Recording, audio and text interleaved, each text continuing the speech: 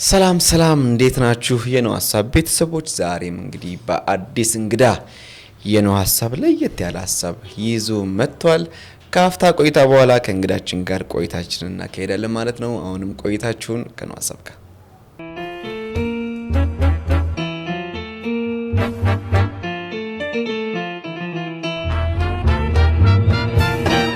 እንግዲህ እንዴት ነሽ? እንዴት ነህ? እንኳን ደህና ቆየኝ። የነው ሐሳብን ቀጠሯችንን አክብረሽ ስለተገኘሽ ከልብ አመሰግናለሁ። እኔም አመሰግናለሁ። ቴንክ ዩ ቬሪ ማች። ዲዛይነር ፍሬ ህይወት ወይስ ፍሪታ? በሁለቱም ትችላለህ። ፍሪታ ነው አለ የዲዛይኒንግ ስም? ፍሪታ ዲዛይን በሚል ነው የምትታወቂው። ትክክለኛ ስምሽ ግን ማለት ነው? ፍሬ ህይወት ኃይሉ። ፍሬ ህይወት ኃይሉ። ኦኬ። ስለዚህ ፍሪታ ብዙ ጊዜ ሰው የሆነ ድርጅት ሲከፍት ስሙን የሚያወጣው በኒክኔም ነውና ያ የኔ አሁን በፍሪታ ዲዛይን ነው የሚታወቀው። ማለት ልብስ ብዙ ሰው የሚያውቅሽ በፍሪታ ነው? አዎ። ኦኬ። ፍሪታ ዲዛይን እንዴት ስራ ጀመረ? መቼ ስራ ጀመረ? እንዴት ወደ ዲዛይኑ እንዲገባሽ? ያው ትምህርት ከጨረስኩኝ በኋላ ወደ ኮሌጅ ነው የገባሁትና የመረጥነው ዲፓርትመንት የነበረው ቴክስታይል ነበር የመጀመሪያ። እሱን ከጨረሰን በኋላ እኔ ወደ ዲዛይኒንግ መማር ፍላጎት ስለነበረኝ ኔክስት ፋሽን ዲዛይኒንግ ነበር አፕላይ ያደረኩትና ኦኬ። እዛ ኦልሞስት ለ2 አመት ከተማርኩኝ በኋላ ነው በደንብ መስራት የጀመርኩት። ያበላል ግን ዲዛይነር? አዎ ማለት ከሰራበት ኮኔክሽን ካለው ኮኔክሽን ይፈልጋል በደንብ። አሁን እየተነቃቃ መጣ። እንዲያውም ሶሻል ሚዲያ በጣም እየበረታ ሲመጣ ብዙ የተደበቁ ዲዛይነሮች ብቅ ማለት ጀመሩ። እንዲያውም አሁን ራሱ የወጣው ቃሉ ቡቲክ ታያለሽ? አዎ በደንብ አያለሁ። እንዴት ነው ግን ኢንስፓየር ያደርጋል አይደል? ፈጠራዎቹ ምናምኖቹ ባይ ዘ ዌይ በሱ ምክንያት ራሱ የተለያዩ ልጆች እየወጡ ነው አይደል? አሪያው ናቸው። ያ እንዴ እኔ እኮ ግራ ገባኝ አንዳንዴ ይሄ ልጅ ኤአይ ነው እንዴ እስከሚባል ድረስ። አዎ ብዙ ሰው ስለሱ ያወራል። አስቢው ኢንስታግራም ራሱ ኮላብ አድርገን እንስራ ብሎ ሜሴጅ እስከ መላክ የደረሰ አገር የሚያኮራ ዲዛይነር ነው የወጣው። ስለዚህ ምንም የተለየ ነገር አይፈልግም። ቆሻሻ አሮጌ ጫማዎች፣ አሮጌ ልብሶች፣ ጎማ፣ ማዳበሪያ ግን ያው ላይ ስታየው በቃ ለየት ያለ እንትን የሚሰጥሽ ቫይብ አለ። እኛ ምንድነው ያው በፊት የመሰለን አሪፍ ነገር እስከምናገኝ ብዙ ጊዜ ስንጠብቅ የነበረው ነገር ነውና እሱ ጋር የታየው ነገር ደግሞ ባለው ነገር ኢንስፓየር ሆኖ ብዙ ነገር ክሬት ያደረገ ይገኛል። አሁን ኢንተርናሽናሊ ኦልሞስት እየታየ ያለውና በጣም እንዴ ቪዲዮዎቹ በጣም ቫይራል ናቸው። የጀመረበት ዓመተ ምህረት በጣም ቀረብ ያለ ጊዜ ነው የጀመረው ምናምን ስታፍ ነው። አሁን እንዲያው ብዙ ዲዛይነሮች የሆነ ፍሪ ያገኙ ነው። ግን አብዛኛው ዲዛይኒንግ እኛ ሀገር ላይ ፎከስ ያደረገው የባህል ልብስ ላይ ነው። በቃ ባህል ልብስ ላይ ነው አብዛኛው በቃ ዲዛይነሮች ሽያጭም ያላቸው ተቀባይነትም ያላቸው። በኖርማል ግን ኦርዲነሪ ላይ የምንለብሰው ልብሶች ያን ያህል እየተሰሩበት አይደለም። እንዲያውም ቃሉ ቡቲክ ላይ ያየው ነው የሚሰራቸው ነገሮች ኦፍ ኮርስ የባህልንም ከዘመናዊ ጋር አጣምሮ እየሰራ ነው። ፍሪታ ዲዛይን እንዴት ነው እሱ ላይ? እኔ ሁለቱንም እሰራለሁ። ዘመናዊ ልብስም ባህላዊ ልብስም እሰራለሁ። ግን ሞር ምንድነው ወደ ባህላዊ ሆኖ ባህላዊ በዘመናዊ መልበስ ይቻላልና ማለቴ መጠቀም እንችላለን። ባይ ዘ ዌይ ዘመናዊ ማቴሪያል ግዴታ አያስፈልገንም። ምክንያቱም አሁን ላይ በጣም ብዙ ትልልቅ ዲዛይነሮችን ጀምሮ እስከ ጀማሪ ዲዛይነሮች በጣም ብዙ ክሬቲቪቲ አላቸውና የሚያሳዩት የምታያቸው ልብሶች ቀላል ነገር አይደሉም። አይ ነው አድካሚ ነው። ስራው በጣም አድካሚ ነው። ስራው ያው አድካሚ ነው። ያው ያለ ድካም የሚመጣ ስራ የለም። ግን በጣም ሲምፕል የሚመስሉ ዘመናዊ የሚመስሉ ከሽመና ጀምሮ የሚወጡ ማቴሪያሎች በጣም ደስ የሚሉ ልብሶች አሉ እና ሞር ሪከመንድድ ይደረጋል አይደለ? አዎ ሲምፕል ነገር። ምክንያቱም ባህላዊ ሲባል አሁን በፊት እንዴት ነው አብሻ ቀሚስ ግዴታ ሙሉ በሙሉ በነጠላ ምናምን ነገር ነው ኤክስፔክት የሚደረገው። አሁን እንደዛ የለም። ካዥዋሊ የምትለብሳቸው ልብሶች ራሱ በባህላዊ ከለሮችን ኮምባይን በማድረግ የተለያዩ ማቴሪያሎችን በመጠቀም ኮምባይን ኢቭን ዘመናዊ ማቴሪያሎች ልክ አሁን እኔ እንደለበስኩት ማለት ነው። አሁን እንቻለው በጣም ደስ የሚለው ባህላዊም አለ ዘመናዊም አለ እና እንደዚህ ሚክስ አድርገህ ፕሮግራም ላይም የተለያዩ ኢቨንቶች ላይ ለመሄድም ግዴታ ሙሉ በሙሉ ላይ ጠበቅብህ ይችላል። በእርግጥ ቆንጆ ነው። ሀገርንም ከማስተዋወቅ አንፃር ማቴሪያላችንም ከመጠቀም አንፃር እንችላለን። ለምንድን ነው ግን ውድ የሆኑት የሀበሻ ቀሚሶች? ከዘመናዊ ልብሶች አንፃር የባህላዊ ልብሶች ኤክስፔንሲቭ ናቸው። በመቶ ሺዎች ነው የሚጠሩትና ምንድነው እንደዚህ ውድ ያደረገው? ማቴሪያል ነው ሁሉም ነገር። ማቴሪያሉ ነው ወይንስ ማቴሪያሉ ኢምፖርትድ አይደለም? የሀገር ውስጥ ነው የምትጠቀሙት አይደል አብዛኛው? አዎ፣ ግን ያው የሀገር ውስጥም ቢሆን ኤቭሪቲንግ ብዙ ፕሮሰስ ስራ አድካሚ ነው ፕሮሰሱ ነው የሚያደርገው። ብዙ ፕሮሰስ አለው። ለምንድን ነው ማለት አንችልም። በዚህ ሰዓት ላይ በጣም ብዙ ነገር ውድ ነው፣ ኑሮም ውድ ነው እና ግዴታ ሁሉም የራሱን ህይወት ማስተዳደር ስላለበት ሁሉም ነገር ላይ ይጨምራል። ግን አሁን ላይ በጣም ሪሰንትሊ ገበር በጣም አነጋጋሪ ሆኖ ነበርና ከዋናው ማቴሪያል በጣም እጥፍ ነው የገበር ዋጋ የሚመጣበት። በእውነት በነዳጅ ምክንያት በተለያዩ ነገሮች ተብሎ ከዋናው ማቴሪያል ራሱ አዲሽናል የሆኑ የምንጠቀማቸው ማቴሪያሎች ውድ ነበሩና ማተር ኦፍ ታይም እንግዲህ ይፈታል። እንግዲህ ገበር ማምረት ከጀመረ እኛ ጋር እኮ እየተጀመረ ነው አይደል? አለ እኮ የሀገር ውስጥ አለ፣ ግን ያው ትንሽ ኳሊቲ ጉዳይ ነው እንጂ አሉ። ግን አሁን ደግሞ ከድሮ በጣም የተሻሉ ማቴሪያሎችን ፕሮዲስ የሚያደርጉ ሰዎች አሉ ያዘጋጁ። እንግዲህ ፍሪታ ዲዛይን እንደምታዩት እነዚህ ያሸብርቃ ዘመናዊ ልብስን ከባህላዊ ልብስ ጋር ያው ወንዶች ተጎድተናል። ይሄን ነገር ኮምፕሌን እናቀርባለን ብዙ ጊዜ የፕሮግራሞች ላይ የወንድ ሳይሆን የሴቶች ድምቀት ነው ያለው። በተለይ ሰርግ ላይ በቃ ማንኛውም ፕሮግራም ላይ ሴቶች በባህላዊ ልብስ ፈካት ላላችሁ፣ ወንዱ የተለመደችውን አንድ ጥለት እንዲ ጣል ያለችበትን ከላይ ይለብሳል። አሁን እንዲያውም ካባ ምንም እየተሰራ ነው። አሁን የአንቺ ጉጉት ሰው አረብ ሀገር እንግዲህ ሊሄድ የነበረውን ስሜት ነው ለጋምቤላ ላይ ሰጠሽው። አዎ እኔ አልወድም ገባኝ እኮ አሁን አረብ ሀገር የገንዘቡን መጠን ስታየው ከቤተሰብ መርዳት ማንገል ስታየው አረብ ሀገሩ የተሻለ ይመስለኛል። እንግዲህ ኖርማሊ ጉጉቱንም ስታየው አንቺ ጋምቤላ ሄዶ የመስራት ጉጉትሽ እነሱ አብዛኛው የዛ ጊዜ የነበሩ ሰዎች አረብ ሀገር ሄዶ ለመስራት ያላችሁ ጉጉት ጋር የሚቀራረብ ነውና ገርሞኝ ነው። አይ በነገር ላይ አሁን እርግጠኛው ማውራት የምችለው ሁሉም ሰው አረብ ሀገር ሄዶ የመስራት ጉጉት ኖሮት ሳይሆን ህይወትን ለማሸነፍ ነው። ኦፍ ኮርስ አት ዘ ኤንድ እኮ ህይወትን ለማሸነፍ ነው የሚሄዱት። ግን ቢያንስ ተራራቢ ነው እዛ የሚሄድ ቤተሰቦችን ያግዛሉ የሚል ሜንታሊቲ ነው ያለው። አይ ሳቲስፋይድ የሚያደርገው ነገር በሙያ ሰርተህ የምታመጣው ነገር። አንቺ የሙያሽ ስራ ሙሉ ነው የደርሽው። እስቲ የፍሪ ህይወት ወይ ደግሞ ፍሪታ ዲዛይን ህይወት በጋምቤላ እንዴት ነበር ታዲያ? ጓደኛሽ ወይ ከዛ በኋላ ወይንስ አዲስ አበባ መጥተሽ ጓደኛሽ ህይወትሽ እዛም እንዴት ነበር? አይ ከዛ በፊት በነገር ላይ ጁን 20 የስደተኞች ቀን ነበረ ሰኔ ላይ ማለት ነው። ኦልሞስት አንድ ወር ወይ 2 ወር ልዩነት ከሄድኩ በኋላና ፋሽን ሾው አዘጋጀ እዛው ጋምቤላ። እሺ እንግዲህ ነግሬያለሁ። መጀመሪያ እኔን ምንም ኤክስፔክት ያላደረገኝ ፕሮግራም ማናጀር ነበር። ከዛ በኋላ ግን ብዙ ነገሮችን ኃላፊነት ለኔ መስጠት ጀመረ። ከዛ እዛው የነበሩ ተማሪዎችን ወክ እንዴት እንደሚካሄድ አብረን እዛው እየተለማመድን የተለያየ ዲፓርትመንት ነበረው እንዳልኩ ሌዘር ዲፓርትመንት ነበረው። ቦርሳ ይሰራሉ፣ ቀበቶ ይሰራሉ፣ ጫማ የተለያዩ ነገሮችን ይሰሩ ነበር። ዳይንድ ፕሪንቲንግ እንደዚህ የሚያቀልሟቸው ልብሶች ምናምን ነበሩ። ዊቪንግ ነበረ፣ ሽመና ዲፓርትመንት ነበር እና ከሁሉም ኮምባይን አድርገን ፋሽን ሾው አዘጋጀን።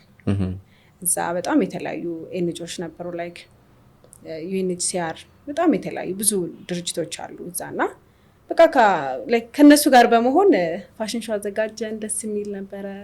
ሳስታውሰው በጣም የምወደው ኢቨንት ነበር ለመጀመሪያ ጊዜ እንደሄድኩኝና ከዛ በኋላ ኢቨን ስራዎችን እየተቀበልን ከተማሪዎች ጋር አብረን ይሄ እንዴት ነው የስፌት ፓርቱን ለተማሪዎች ጋውን ለምሳሌ ለመማሪያቸው እንደ ቴክኒክና ሙያ እንደ መሆኑ መጠን ጋውን ለብሰው እንዲሰሩ ምናምን የሚደረገውን ከሌላ ቦታ የሚሰራውን እዛው በተማሪዎች አብረን እንድንሰራ የስራ እድል ፈጠረን አብረን ምናምን ነገር።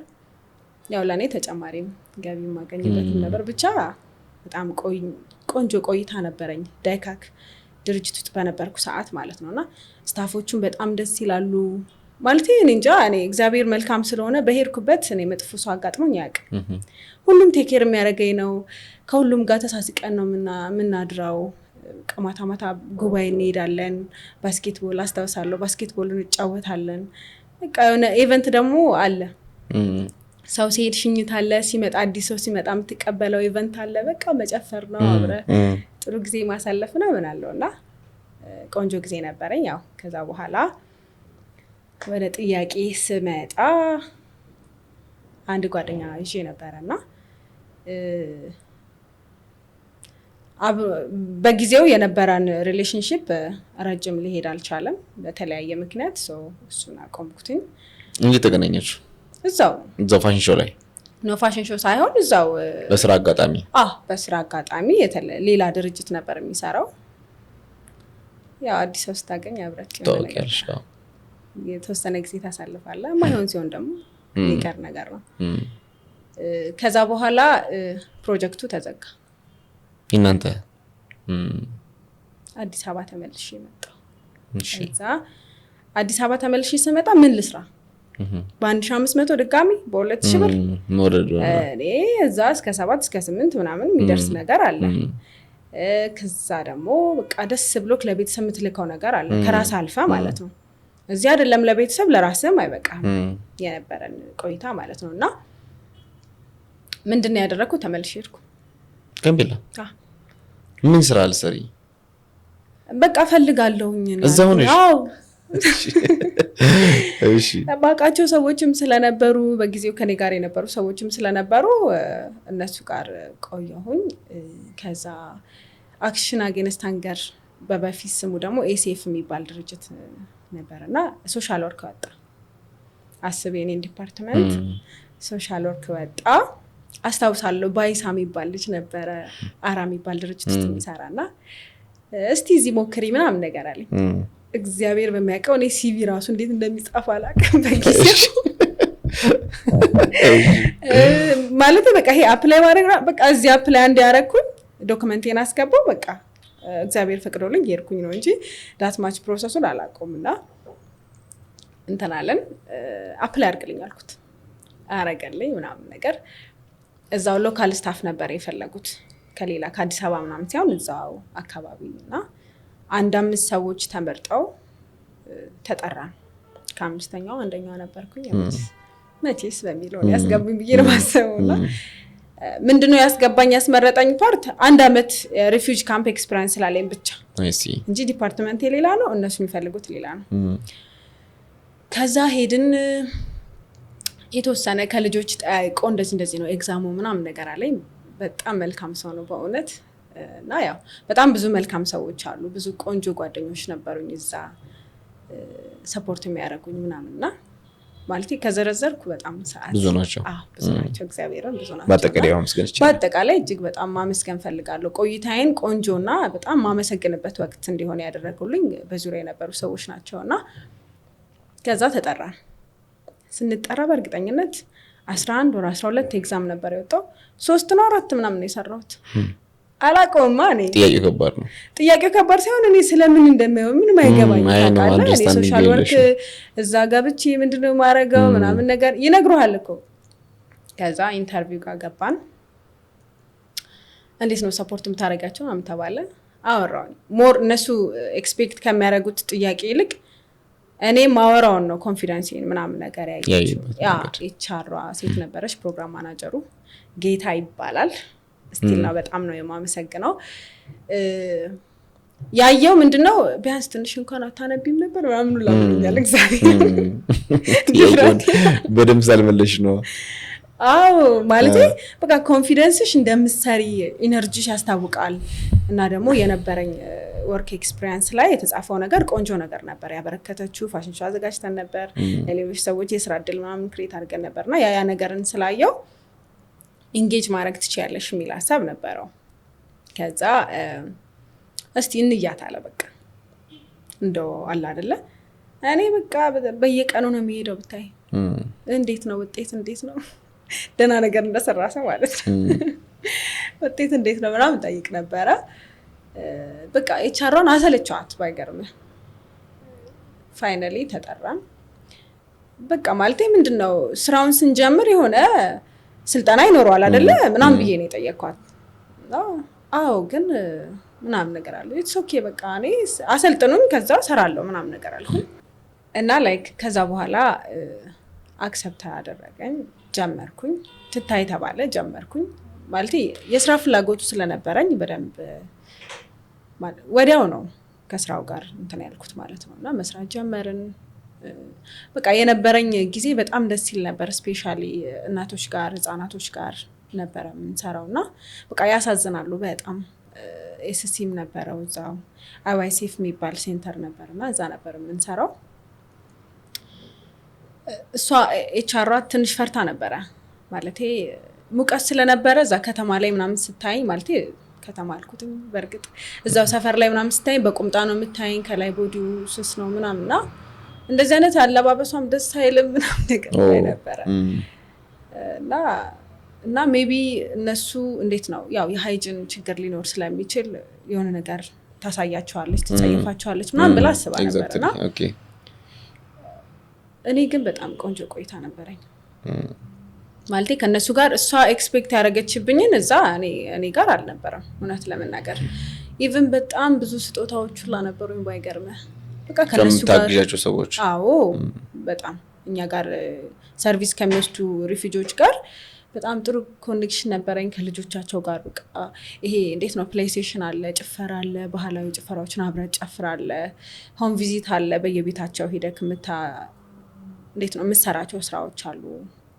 ቤታቸው ገብተን ቡና ጠጥተን ምናምን ቡና በዝንጅብል ነው የሚጠጡትኝና በቃ ቋንቋቸውንም ለመልመድ ከነበረኝ ፍላጎት የተወሰነ ከነሱ ጋር ግባባ ነበርና በጣም ደስተኛ ነበሩ።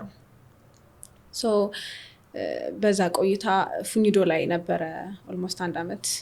ከዛ በኋላ አይ ቲንክ ወደ 2 አመት ምናምን ቆየሁኝ መሰለኝ።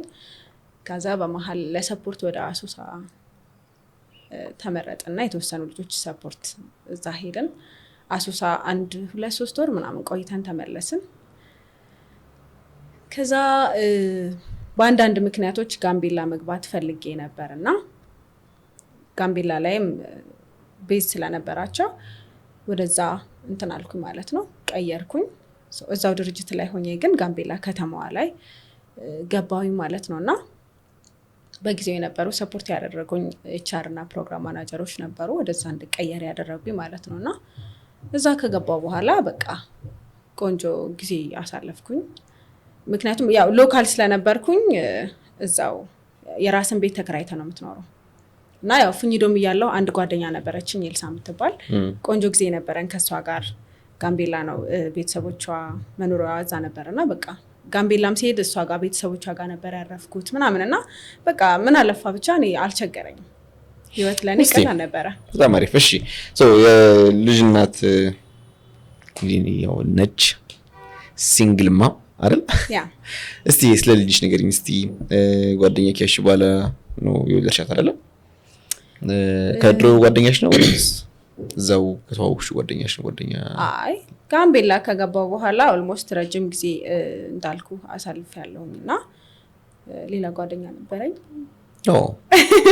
እሺ እና ያው ከሱ ጋር ረጅም ተመልሰሽ ኪርሽ በኋላ አዲስ ጓደኛ ማለቴ በቃ ከሱ ጋር ረጅም ጊዜ ነበረ። እንደውም ያው እኔ ኤክስፔክት ያደረኩትኝ ከሱ ጋር ረጅም ጊዜ ይኖረናል ብዬ ነበረ፣ ግን በተለያዩ ምክንያቶች ፌል አደረገ።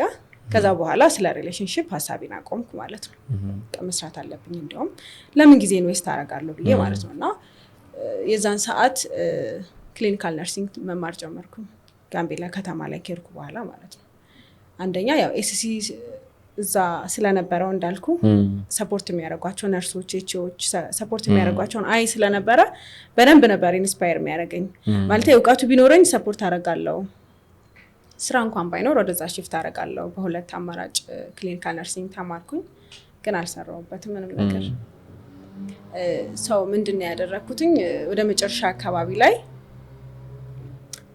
ራሴ ሪዛይን ማድረግ ፈለኩኝ ሳይሆን ለምን የሆነ ሰዓት ላይ ማሽኔን ይዤ ሄድኩኝ። የልብስ ማሽንሽን? ሲንጀሪን ይዤ ሄድኩኝና በትርፍ ሰዓቴ ልብሶችን ሰራ ነበረ። ቀን ካምፕ እንውላለን። የአፍሪካ ልብሶች ሞር ካዥዋል ናቸው። እዚህ ባይዘዌ ከሆነ አመት በኋላ ነው እዚህ ስመጣ ሞር በሳሊ ዲዛይን ይመስለኛል ማድረግ የጀመረው እና የዛን ሰዓት እኛ እንሰራ ነበረ እዛ ይሄ ቦምበር ጃኬቶችን፣ የአፍሪካ ቀሚሶችን እዛው ከስታፎቻችን ጀምሮ ኦርደር ይመጣልኝ ነበር። ሪፊጂዎቹ የአፍሪካ ጨርቅ ያላቸው ሰዎች እኔን ያዙኝና ይዤ እመጣ ነበር። ላይክ ይዤ እመጣለሁ። ከዛ ሰርቼላቸው በሁለተኛው በሶስተኛው ቀን ደግሞ ይዤላቸው እሄዳለሁ። አዲሽናል ቢዝነስ ጀመርኩ ማለት ነው። ከዛ ያልኩኝ ከከተማ ነዋሪዎች ጋርም አንዳንድ ኦርደሮች መቀበል ጀመርኩ። ከዛ የሀበሻ ልብስ መስራት ጀመርኩኝ። ይሄ የሚለጠፉ ልብሶችን ያው ጥልፍ እዛ ስለሌለ ማለት ነው እና በሚለጠፉ ጥለቶች መስራት ጀመርኩኝ። በቃ ሳላስበው ገቢ ትላለህ። ጥሩ ገንዘብ መስራት ጀመርሽ? አዎ የእውነት ጥሩ ገንዘብ መስራት ጀመርኩኝ። በኮንፊደንስ ነበር መንቀሳቀሰው። ለቤተሰቦቼ የምችለውን ሰፖርት አደርጋለሁ። ተከራይቼ ነበር የምኖረው። ኪራይን ችዬ ራሴን እያስተዳደርኩኝ ብዙ ነገሮችን ማድረግ እችል ነበር እና የሆነ ሰዓት ላይ ወድቄ እጄን ሰብሬ ነበር እና በዛ ሰሞን ግዴታ ወደ ኦፊሰር አሳድገውን ድጋሚ እዛ ፍኝዶ ያልኩ ክልል ላይ ሊመድቡኝ እንትን አሉ ማለት ነው እና እዛ መመደብ እንዳለብኝ ምናምን ሲነግሩኝ አልፈልግም አልኳቸው። ወይ ከተማው ላይ ያለው ካምፕ ነው መስራት የምችለው፣ ካልሆነ ደግሞ አቆማለሁ ምናምን የሚል ነበረ የኔ ሀሳብ እና እነሱ አልተስማማንም በጊዜው። ብቻ እኔ ደግሞ ተመልሼ እዛ ሄድኩ ማለት እንደፈለግኩ ስራዬን አልሰራም። መብራት ደግሞ አክሰሲቢሊቲ በጣም ሎ ነው፣ ገብቷል አይደል? ስለዚህ ላቆመው ነው እና አይ ለምን እንዲሁም ይሄንን በደንብ እሰራለሁ፣ ካልሆነ 6 ወር አይቼው በቃ ወደ አዲስ አበባ እገባለሁ የሚል ሀሳብ ነበረኝ እና ራሴ ሪዛይን አደረግኩኝ። በጣም ብዙ ጓደኞች ነበሩኝ እዛ፣ ማለቴ በጣም ሶሻብል ነኝ፣ ከሁሉም ጋር ነው ምግባባው። በሚገርም ሁኔታ ሁሉም ለእኔ በጣም ፖዚቲቭ ነበሩ። ጥሩ ጊዜ ነው ያሳለፍነው። ስፔሻሊ አክሽን አጌንስት ሃንገር የነበሩ ስታፎች በጣም ነው ደስ የሚሉት። ስቲል ነው ኮሚኒኬት ማድረጋቸው ሰዎች አሉ፣ እንጠያየቃለን ከላይ ጀምሮ ይሄ ከፕሮግራም ማናጀር ከፊልኮ ጀምሮ እስከታች እስካሉት ስታፎች እንገናኛለን እና የመጨረሻዋ ወራት እንዳልኩ ሪዛይን ካደረኩ በኋላ የራሴን ስራ መስራት ጀመርኩኝ። በዛ አጋጣሚ የሆነ ቦታ ላይ ከልጅ አባት ጋር ተዋወቅን። እንዳልኩ እኔ የሪሌሽንሺፕ ሀሳቤን አቁሜያለሁ። ገብቷል አይደለ? በቃ ከሁሉም ጋር ግባባለሁኝ። ከዛ ውጪ ወደ ስራ ነው እና ጋርመንት የመክፈት ፕላን ነበረኝ። ፈጣሪ ከረዳኝ በቃ ሰፋ ብሎ ብሰራ የሚል ሀሳብ ነበረኝ። ለምን ብዙ ኤንጂኦዎች አሉ፣ ብዙ ኢቨንት አለ፣ እንዳልኩ ብዙ በዓላት ይከበራል። የዛን ሰዓት ቲሸርት ያስፈልጋል፣ የተለያዩ ልብሶች ያስፈልጋሉ እና እነሱ ልብሶች ከአዲስ አበባ ነው የሚላኩት እና ሜቢ ፈጣሪ ከፈቀደ ይህንን ነገር ማስቀረት እንችላለን የሚል ሀሳብ ነበረኝ። ያው ብቻዬን ነው ማስበው እኮ ያው ማለት ከጀርባ የሚያግዘኝ ሰው ምናምን ኖሮ ሳይሆን ግን ብንጀምረው መስራት እንችላለን የሚል ሀሳብ ነበረኝ። ለምን እዛው ድርጅት ውስጥም እያለሁኝ በፓርታይሜ ከሌሎች ከሎጂስቲኮች ጋር በመነጋገር ስራዎችን ይሰጡኝ ነበርና ሰራ ነበርና የተወሰነ አይዲያ አለኝ፣ ብንሰራው ላይሰንስ ብናወጣ መስራት እንችላለን የሚል ሀሳብ ነበረኝና ያንን ፕሮሰስ ለመጀመር ሀሳብ ላይ ባለውበት ሰዓት ነው የተገናኘነው እና ህይወት በጣም ሰፖርቲቭ ነበር። በጊዜው በጣም ሰፖርት ያደረገኝ ነበር። ሀሳቤን መስራት እንደሚቻል ያሉትን ፕሮሰሶች ቢያንስ ሰዎችን ኮኔክሽን በደንብ ክሬት እንደሚያደርግልኝ እና እንዴት ነው ማለቴ አንዳንዴ በህይወትክ ላይ ካሰብከው ያላሰብከው የሚፈጠረው ነገር ይበዛል እና እኔ ምኑ ነው አትራክት ያደረገኝ ፓርት ህልሜን ሰፖርት የማድረግ ሀሳቡ ሞር ያ ነገር አትራክት ሊያደርገኝ ይችላል እና ከዛ ብዙ ፕሮሰሶች ሄደን ስራዎችን ጀመረ ምናምን ነገር ያው ከዛ ያልታሰበ ሪሌሽንሺፕ ማለት ይከብዳል በእርግጥ ብቻ አጭር ቢሆንም ጥሩ ጊዜ ነበረን። ከዛ ወደ ፋይናሊ ማማ መጣች ተከሰተች ማለት ነው እና እግዚአብሔር በሚያውቀው ያው የኔም ፕላን አልነበረችም። እግዚአብሔር ለኔ ፍቅዶ ያዘጋጃት ነው ብዬ ነው የተቀበልኩትኝ እና ያ ነገር ሲፈጠር በመሃል ማለቴ በቃ ምን ብዬ ልንገር ሀሳቤ አቺቭ እየሆነ ነበር። ገብቷል አይደለ? ወደ ጋርመንት በቃ መልኩን ልይዝ ማለት ነው። ላይሰንስ አውጥተን ነበረ ምናምን ነገር። ከዛ ደግሞ ልማት ባንክ ፕሮፖዛል አስገባው። ጋርመንት ደግሞ የለም ብዙ ኢንቨስትመንት እዛ ይሰራል እና ይሄ እርሻ ላይ የተለያዩ ነገሮች ላይ ምናምን ይሰራል እና በጋርመንት መሆኑ ደግሞ ሲያውቁ በጣም አክሰፕት እንደተደረገ እና ያው ምላሹ እንዲሰጠን ምን አይነት ነገር እንደሚያስፈልግ ብቻ ቆንጆ ሀሳብ እንደነበረ ተቀባይነት እንደነበረው ነው በጊዜው የነገሩኝ እና እኔ ህልሜ ሊሳካ ነው። አንደኛ በልማት ባንክ በጣም ብዙ ብር ኢንቨስት ሊደረግ ነው፣ ጋርመንት ሊከፈት ነው፣ በጣም ለብዙ ስራ የስራ እድል ልንፈጥር ነው። ገባ? ይሄ ከጓደኛሽ ከልጅሽ አባት ጋር ያሰባችሁ ስራ ነው? መጀመሪያ እኔ ሀሳቡ እኔ ጋር ከዛ እሱ ተቀላቀለ። እሱ ሰፖርት ያደርገኝ ነበርና ከዛ በመሀል ይሄ ነገር ሀፕን ሲያደርግ አንፕላንድ የሆነ ነገር ስለነበረ አልተስማማንም። ኦፍ ኮርስ እኔም እኮ ፈልጌው አይደለም ያ ነገር ሀፕን ያደርገው፣ ግን ብቻ በቃ በጊዜው በጣም ከባድ ጊዜ ነበር ያሳለፍኩት። እንደዚህ አይነት ነገሮች ያው ሴት ላይ ሀፕን ሲያደርግ ቀላል አይደለም። እርግዝናውን አልጠበቅሽም አንቺም? እኔ አልጠበቅኩትም። ለምን በመሀል አዲስ አበባ መላለስ ነበር፣ ማቴሪያሎች እና ምናምን ነገር ነበርና ምን ተፈጠረ? ከዛ እርግዝና ከመጣ በኋላ እሱ ፈቃደኛ አልነበረም? አይ በቃ ማለት ኃላፊነትም ብቻ ዲቴል ማውራት አልፈልግም፣ ግን ያ ነገር መስማማት አልቻለም፣ አቆም። ከዛስ ወደ አዲስ አበባ ተመለሽ?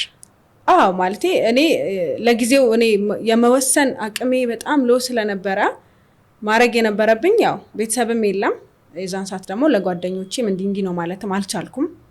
ለምን ማንም ኤክስፔክት በዚህ ደረጃ ገብተዋል አይደል? ሀሳቤ ሌላ ነው፣ የተፈጠረው ነገር ሌላ ነው። የሄድኩት ረጅም መንገድ ነው፣ እዚህ ጋር የተፈጠረው ደግሞ ሌላ ነገር ነው። ስለዚህ አቅራቤ አርሴማ ገዳም ነበርና እዛ ነው የሄድኩት። በቃ ማለት በጣም ነበረ ደስ የማይል ጊዜ ነው ያሳለፍኩት በጊዜው፣ ለውሳኔ ተቸግሬ። ከዛ በቃ ሄድኩኝ 3 ቀን። ልጁን አልፈልገውም ነው ያለሽ ባለቤትሽ? ጊዜው አይደለም በቃ አሁን ጊዜው አይደለም ማለት ሪያሊቲውን ስታወራ ሲጀመር ሲሪየስ የሆነ ሪሌሽንሺፕ በጣም ይሄ እንዴት ነው ረጅም ርቀት መሄድ አይነት የሚመስልም አልነበረም ግንኙነታችን እውነት ለመናገር ገብቷል። ግን ያው በጊዜ ሁኔታ በመላመድ አንዳንድ ነገሮች አብረው በማሳለፍ የሚመጡ ነገሮች ነበሩና እኔ ተስፋ የነበረኝ ሞር ስራው ላይ ነው። ስራውን አቺቭ የማድረግ ህልሞችን በብዛት እያሳደድኩኝ የነበረውና ከዛ እግረ መንገዱ የመጣ ነገር ነው ያን ነገር አክሰፕት ያደረኩትኝና ቤተክርስቲያን ሄድኩኝ። በቃ ፈጣሪ ሆይ ለኔ ካልከው ውሳኔ ላይ አግዘኝ፣ ካላልከው ደግሞ እኔም እዚህ ጋር እጄን አላስገባም በቃ ነው ያልኩት። ገብቷላ? ገና ለገና ህልም አለኝ፣ ብዙ ነገሮች ቤተሰቦቼ ኤክስፔክት የሚያደርጉት ነገር አለ። ኢማጂን በጣም ብዙ ርቀት ነው የሄድኩት፣ በእውነት በጣም ብዙ ርቀት ነው የሄድኩትኝና ደስ የማይል ስሜቶች አስተናገድኩኝ። እግዚአብሔር ይመስገን ያም ቀን አለፈ። በቃ በወረቀት ጻፍኩ። እንዳልኩ የመጻፍ ልምድ አለኝ። ጥሩና መጥፎ ጎን ብዬ ጻፍኩኝ። የሚያመዝነው የትኛው ነው? ጥሩ ጎኑ እዚህ በመቆየቴ እንደዚህ ሁኔታ ላይ ሁኜ ምንም ነገር ሳልወስን ምን ይሰማኛል ማለት በዙሪያ ማን ሰፖርት ሊያደርገኝ ይችላል፣ መጥፎ ጎኑ ምናምን ብዬ ያመዘንኩትን ይዤ ወሰንኩኝ። ሁሉ ነገር አቁሜ አዲስ አበባ መጣሁ። ህልሙንም ስራውንም አጠቃላይ በቃ ማለት እግዚአብሔር አንተ በእኔ ላይ ልትሰራ የፈለከው ነገር ካለ አድርገው። ይሄ ነገር ደግሞ እኔ ጋር ለእኔ ኃላፊነት የተሰጠኝ ነገር ከሆነ ደግሞ ቀጥሏል። በቃ ስለዚህ እኔ በአንተ እጅ አልገባም ትቼዋለሁ ብዬ እንትን አልኩ። ማለት አንዳንዴ ምን አለ መሰለህ በህይወት ላይ ብዙ ጊዜ ትሳሳታለህ። ሁሌ ደግሞ መሳሳት ይከብዳል። ገባ? መቼስ ፈጣሪ ስለሆነ ነው ሁሉ ነገር ያሳለፈን እንጂ ያንዳንዱ ቢቆጠር ብዙ ነገር አሳልፈናል ደስ የማይለውና ከዛ በላይ ሌላ ነገር ደግሞ ማድረግ አልፈለኩም። ወሰንኩኝ። ኤክስፔክት ምንም ነገር በቃ ማለት ቤተሰቦቼ ደስተኛ ይሆናሉ አይሆኑም አውቀዋለሁ። 6 ወር ሙሉ እንደነገርኩ እኔ ሪዛይን እንዳደረግኩኝ ቤተሰብ አላሳወኩም። ለምን አዲሽናል ስራ ሰራ ስለነበር የተወሰነ ነገር ሰፖርት አደርጋቸዋለሁ የቻልኩትን ማለት ነው። ያው ቢቀንስም ከመጀመሪያው እና ብቻዬን እዛ ፋይት የማደርገውን ነገር ብዙ ሰው አያውቅም። ስፔሻሊ ሙሉ ቤተሰቦች አያውቁም እንዳቆምኩ ምናምን አያውቁም። እንደመጣሽ አያቶችሽ ጋር የገባሽው? እንደመጣው የዛኔ ሆድሽ አልገፋም? 3 ወር ምናምን ነገር 3 ወር ነበር። እንዳረግሽ በምን አወቁ ታዲያ? በምን አጋጣሚ ነገርሻቸው? ከ3 ወሩ ካለፈ በኋላ መታየት ከጀመረ በኋላ ወይንስ? ኦልሞስት ያው ቀጭን ስለሆንኩ ወፍራም አይደለም። ወዲያው ቀጭን ሰው ላይ ደግሞ በደንብ ነው የሚታወቀው። አለባበስን ምናምን አታስፎግርም አንተ ደግሞ። ግን ያም ሆኖ የማይቀር ነገር በምንም ልሸፍነው አልችልም። ገብቷል? እውነታውን ተናግረ ከመሸበት ባደር ነውና ቤተሰቦቼ ነገርኳቸው። በቃ እውነት ለመናገር ያው እናት ናት፣ አያቴ ናት፣ እህቶቼ ናቸው። ምንም ማድረግ አልቻሉም። የኔን ውሳኔ ነው የተቀበሉት። እነሱ የሚፈልጉትን ሳይሆን ማለት እነሱ ሁሌ የሚፈልጉት የኔን ስኬት ነው የኔን ትልቅ ቦታ ማየት ነው። ለምን አንዳንዴ እንዴት ነው በቤተሰብ ውስጥ እንደሙከራ ይታይና የት ትደርሳለች ምናምን ብለው ይሰጣዋል። ያ ኃላፊነት ደግሞ አንተ በቃ ለመወጣት የምታረገው ሩጫ ይኖራል ሰው ኤክስፔክት ሲያረግብህና ያ ነገር ሁሉ በቃ ለጊዜው እኔ ጋር ጸጥ አለ። አስብ ገቢ ነበረኝ በቃ እንደማንኛውም ሰው ገቢ ነበረኝ ሰራተኛ ነበርኩኝ። ኤንጂኦ ሲባል ደግሞ ሰው እንደ ቢግ ዲል ነው የሚያየው እና ደሞዝ የለም በዛ ሰዓት ነገር የለም ለራስ እንደፈለክ የምታንቀሳቀሰው ነገር አይኖርም። እና ያው አንዳንዴ እንዴት ነው ኢትስ ኦኬ እግዚአብሔር ያውቃል ብለህ የምታስባቸው ነገሮች ቢኖሩም ግን ከእግዚአብሔር በታች ደግሞ እኛ የሆነ ማዘጋጀት እንዳለብን አሁን ላይ ነው የሚገባኝ እውነት ለመናገር። በዛ ሰዓት ባቃቸው ብዬ ማስባቸው ብዙ ነገሮች ነበሩ ገብቷላ። ከሆነ በኋላ ሳይሆን በፊት ነው ያው ራሳችንን ፕሮቴክት ማድረግ የነበረብን። ሰው ያ ነገር አልሆነም ይሄ ነገር ተፈጠረ። እዚህ ከመጣው በኋላ በቃ የነበሩት ኢሞሽናል ዲስትራክሽኖች ቀላል አልነበሩም። በቃ እኔ ተቀበልኩትኝ። ቤተሰቦቼ ምንም እንዲሉኝ አልፈለኩም ነገርኳቸው። በቃ እንደዚህ ሞክሬ ነበር አልሆነም በቃ አለቀ ዘጋሁኝ ማለት ነው። ከዛ እነሱ የሆነውን ነገር ለመቀበል አማራጭ አልነበራቸውም። ሰፖርት ያደርጉኛል ብቻ እንደዛው ያይ መጣሁ። ማማ ተወለደች ከዛ በኋላ ተወለደች እግዚአብሔር ይመስገን። ማለቴ እጽፍ ነበር ሁሌ ማርያምን ይሄ ምስጋና ሁሌ አፈርሜሽን ምናምን ነገር እጽፍ ነበረ። ራሴን በራሴ ነው እንትን ብለው ማነቃቃው የነበረው ማለት ነው። ኢትስ ኦኬ ለበጎ ነው በጣም ደስተኛ ነኝና ሞር ከሌሎቹ ይልቅ የተቀበልኩትን ነገር ለማየት ጓጓው ታውቃለህ። ምን አይነት ልጅ ነው የሚኖረኝ እግዚአብሔር መልካም ነው በቃ ሜቢ ከሌላ ነገር ነው የተከለልኩብሽ ባንቺ ወንድም ከሆንክ ሴትም ከሆንሽ ምናምን ብዬ እጽፍ ነበረ። እና ፈጣሪ አንተን ወይም ደግሞ አንቺ ልጄን ስለሰጠኝ በጣም ደስተኛ ነኝ። የእውነት በጣም ወደ 4 ኖትቡክ አለኝ እስካሁን ምስጋናዎችን ጽፋለሁ ምፈልጋቸውን ነገር ጽፋለሁ። ኢትስ ኦኬ ሞክሬ ነበር አሁን ደግሞ የተፈጠረው ነገር ነው የተቀበልኩት ስለዚህ ችግር የለውም ብዬ ለራሴ ነግረው ነበርና በዛ ሰዓት ያው የስሜቱ ጣውረድ ሆርሞን ምናምን ተጨምሮ ኤክስፔክቴሽን ያስቀመጥከው ነገር ላይ አለመገኘት የተዘባረቀ ስሜት ይፈጥራል። ያ ነገር አለፈ እግዚአብሔር ይመስገን ያው ወለድኩኝ። ማለቴ ያው አባቴ የሌለበት ልጅ ሲያድግ ብዙ ጥሩ ስሜት አይኖረውም ግን በቃ ኢትስ ኦኬ ፈጣሪ ሁላችንም አባት ነው አለቀ ካላስገባ ያንን ነገር አክሰፕት ካደረግከው ሌላው ነገር ሊረብሽ አይችልም። እንደ ሰውኛ ትመላለሳለህ ግን እንደዛ ብዬ አክሰፕት አደረግኩኝ። ዙሪያው የነበሩ ቤተሰቦቼ እህቶቼ ወንድሞቼ የእህቴ ባል በቃ ህይወት በጣም ሰፖርቲቭ ነው። አንደርስታንድ የሚያደርግ ሰው ከቤተሰብ ውስጥ ካለ ሌላውን ነገር የመርሳት እድል በጣም ሀይ ነው የሚሆነውና ያንን ነገር ነበር ማስበውና ኢቭን እርጉዙኝ ራሱ ሰፋ ነበር ትራስተሪ ነበር። አዎ በጊዜው እኔ ማሽኔን ራሱ አላመጣሁም ነበር ትቼው ነበር እዛ ጓደኛዬ ጋር አስቀመጥኩትኝ ማለት በቃ ይሄን ያክል እንደዚህ ከሆነ አይነት ነገር ብዬ ሁሉ ነገር ትቼ ነበር የመጣሁትኝና በዚህ አጋጣሚ በጣም ወዳት ጓደኛ አለችኝ ፍቅር ትባላለች። ብዙ ናቸው ግን በጊዜው ብዙ ነገሮች አንደርስታንድ አድርጋ ሰፖርት ያደረገችኝ ከዛ ቃውላ ላከችልኝ።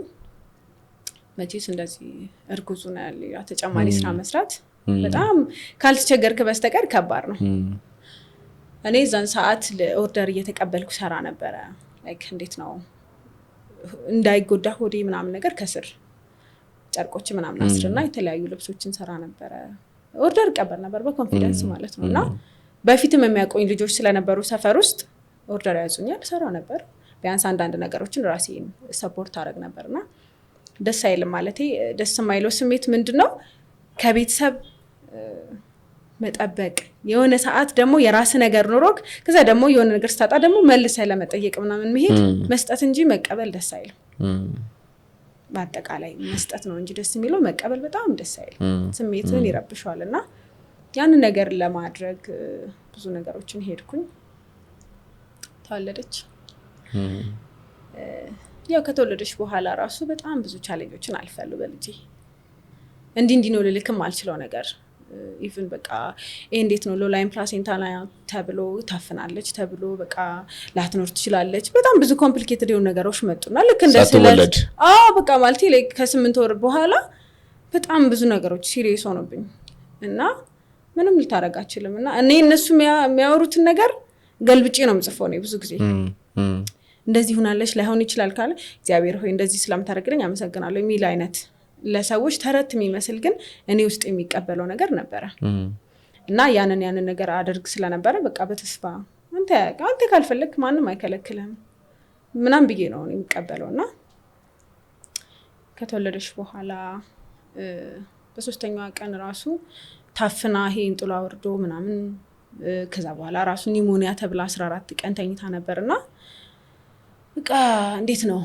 ሰው ፊቱ ላይ ማዲያት ሲያወጣ እንዴት ሆኖ ነው ምን አይነት መከራ ቢቀበለው የሚል ሐሳብ ነበረኝ በፊት ማለት ነውና በምን አይነት እንዴት ነው ረጅም አመት ኖረክ ከዛ ረጅም አመት የሚመጣ ነገር ነው የሚመስለኝ ፊትክ ላይ የሚመጣው ከለርና የዛን ሰዓት ራሴ ላይ አንተ ማዲያት ወጣብሽ በስማ ማዲያት ሳይሆን በቃ ኮምፕሊትሊ በጣም እኔም ቤተሰቦቼም ነበር የተረበሽ ነው አስብ አሁን ሰላም ናት አጥብታት እንደናት ምናምን ነገር አድርጋ ከዛ የሆነ ሰዓት ላይ ታፍና ተብሎ ሆስፒታል ገባች እና ይሄ ኢቭን እንዴት ነው ፐልሷ 50 በ40 50 ኢማጂን ኦክሲጅኗ ማለት ነው በቃ ምን ቢልንገረ እኔ ስሰማ ያረሳሁት ያው የነርሲንግ አንዳንድ ነገሮች ቫይታል ሳይኖች ስለነበሩ በቃ መቀበል አቃተኝ የዛን ሰዓት ማለት ነውና በዛ ሰዓት ላይ ዋርካ የሚባል ክሊኒክ ነበር እዛ ሄድን እዛ የነበረው ዶክተር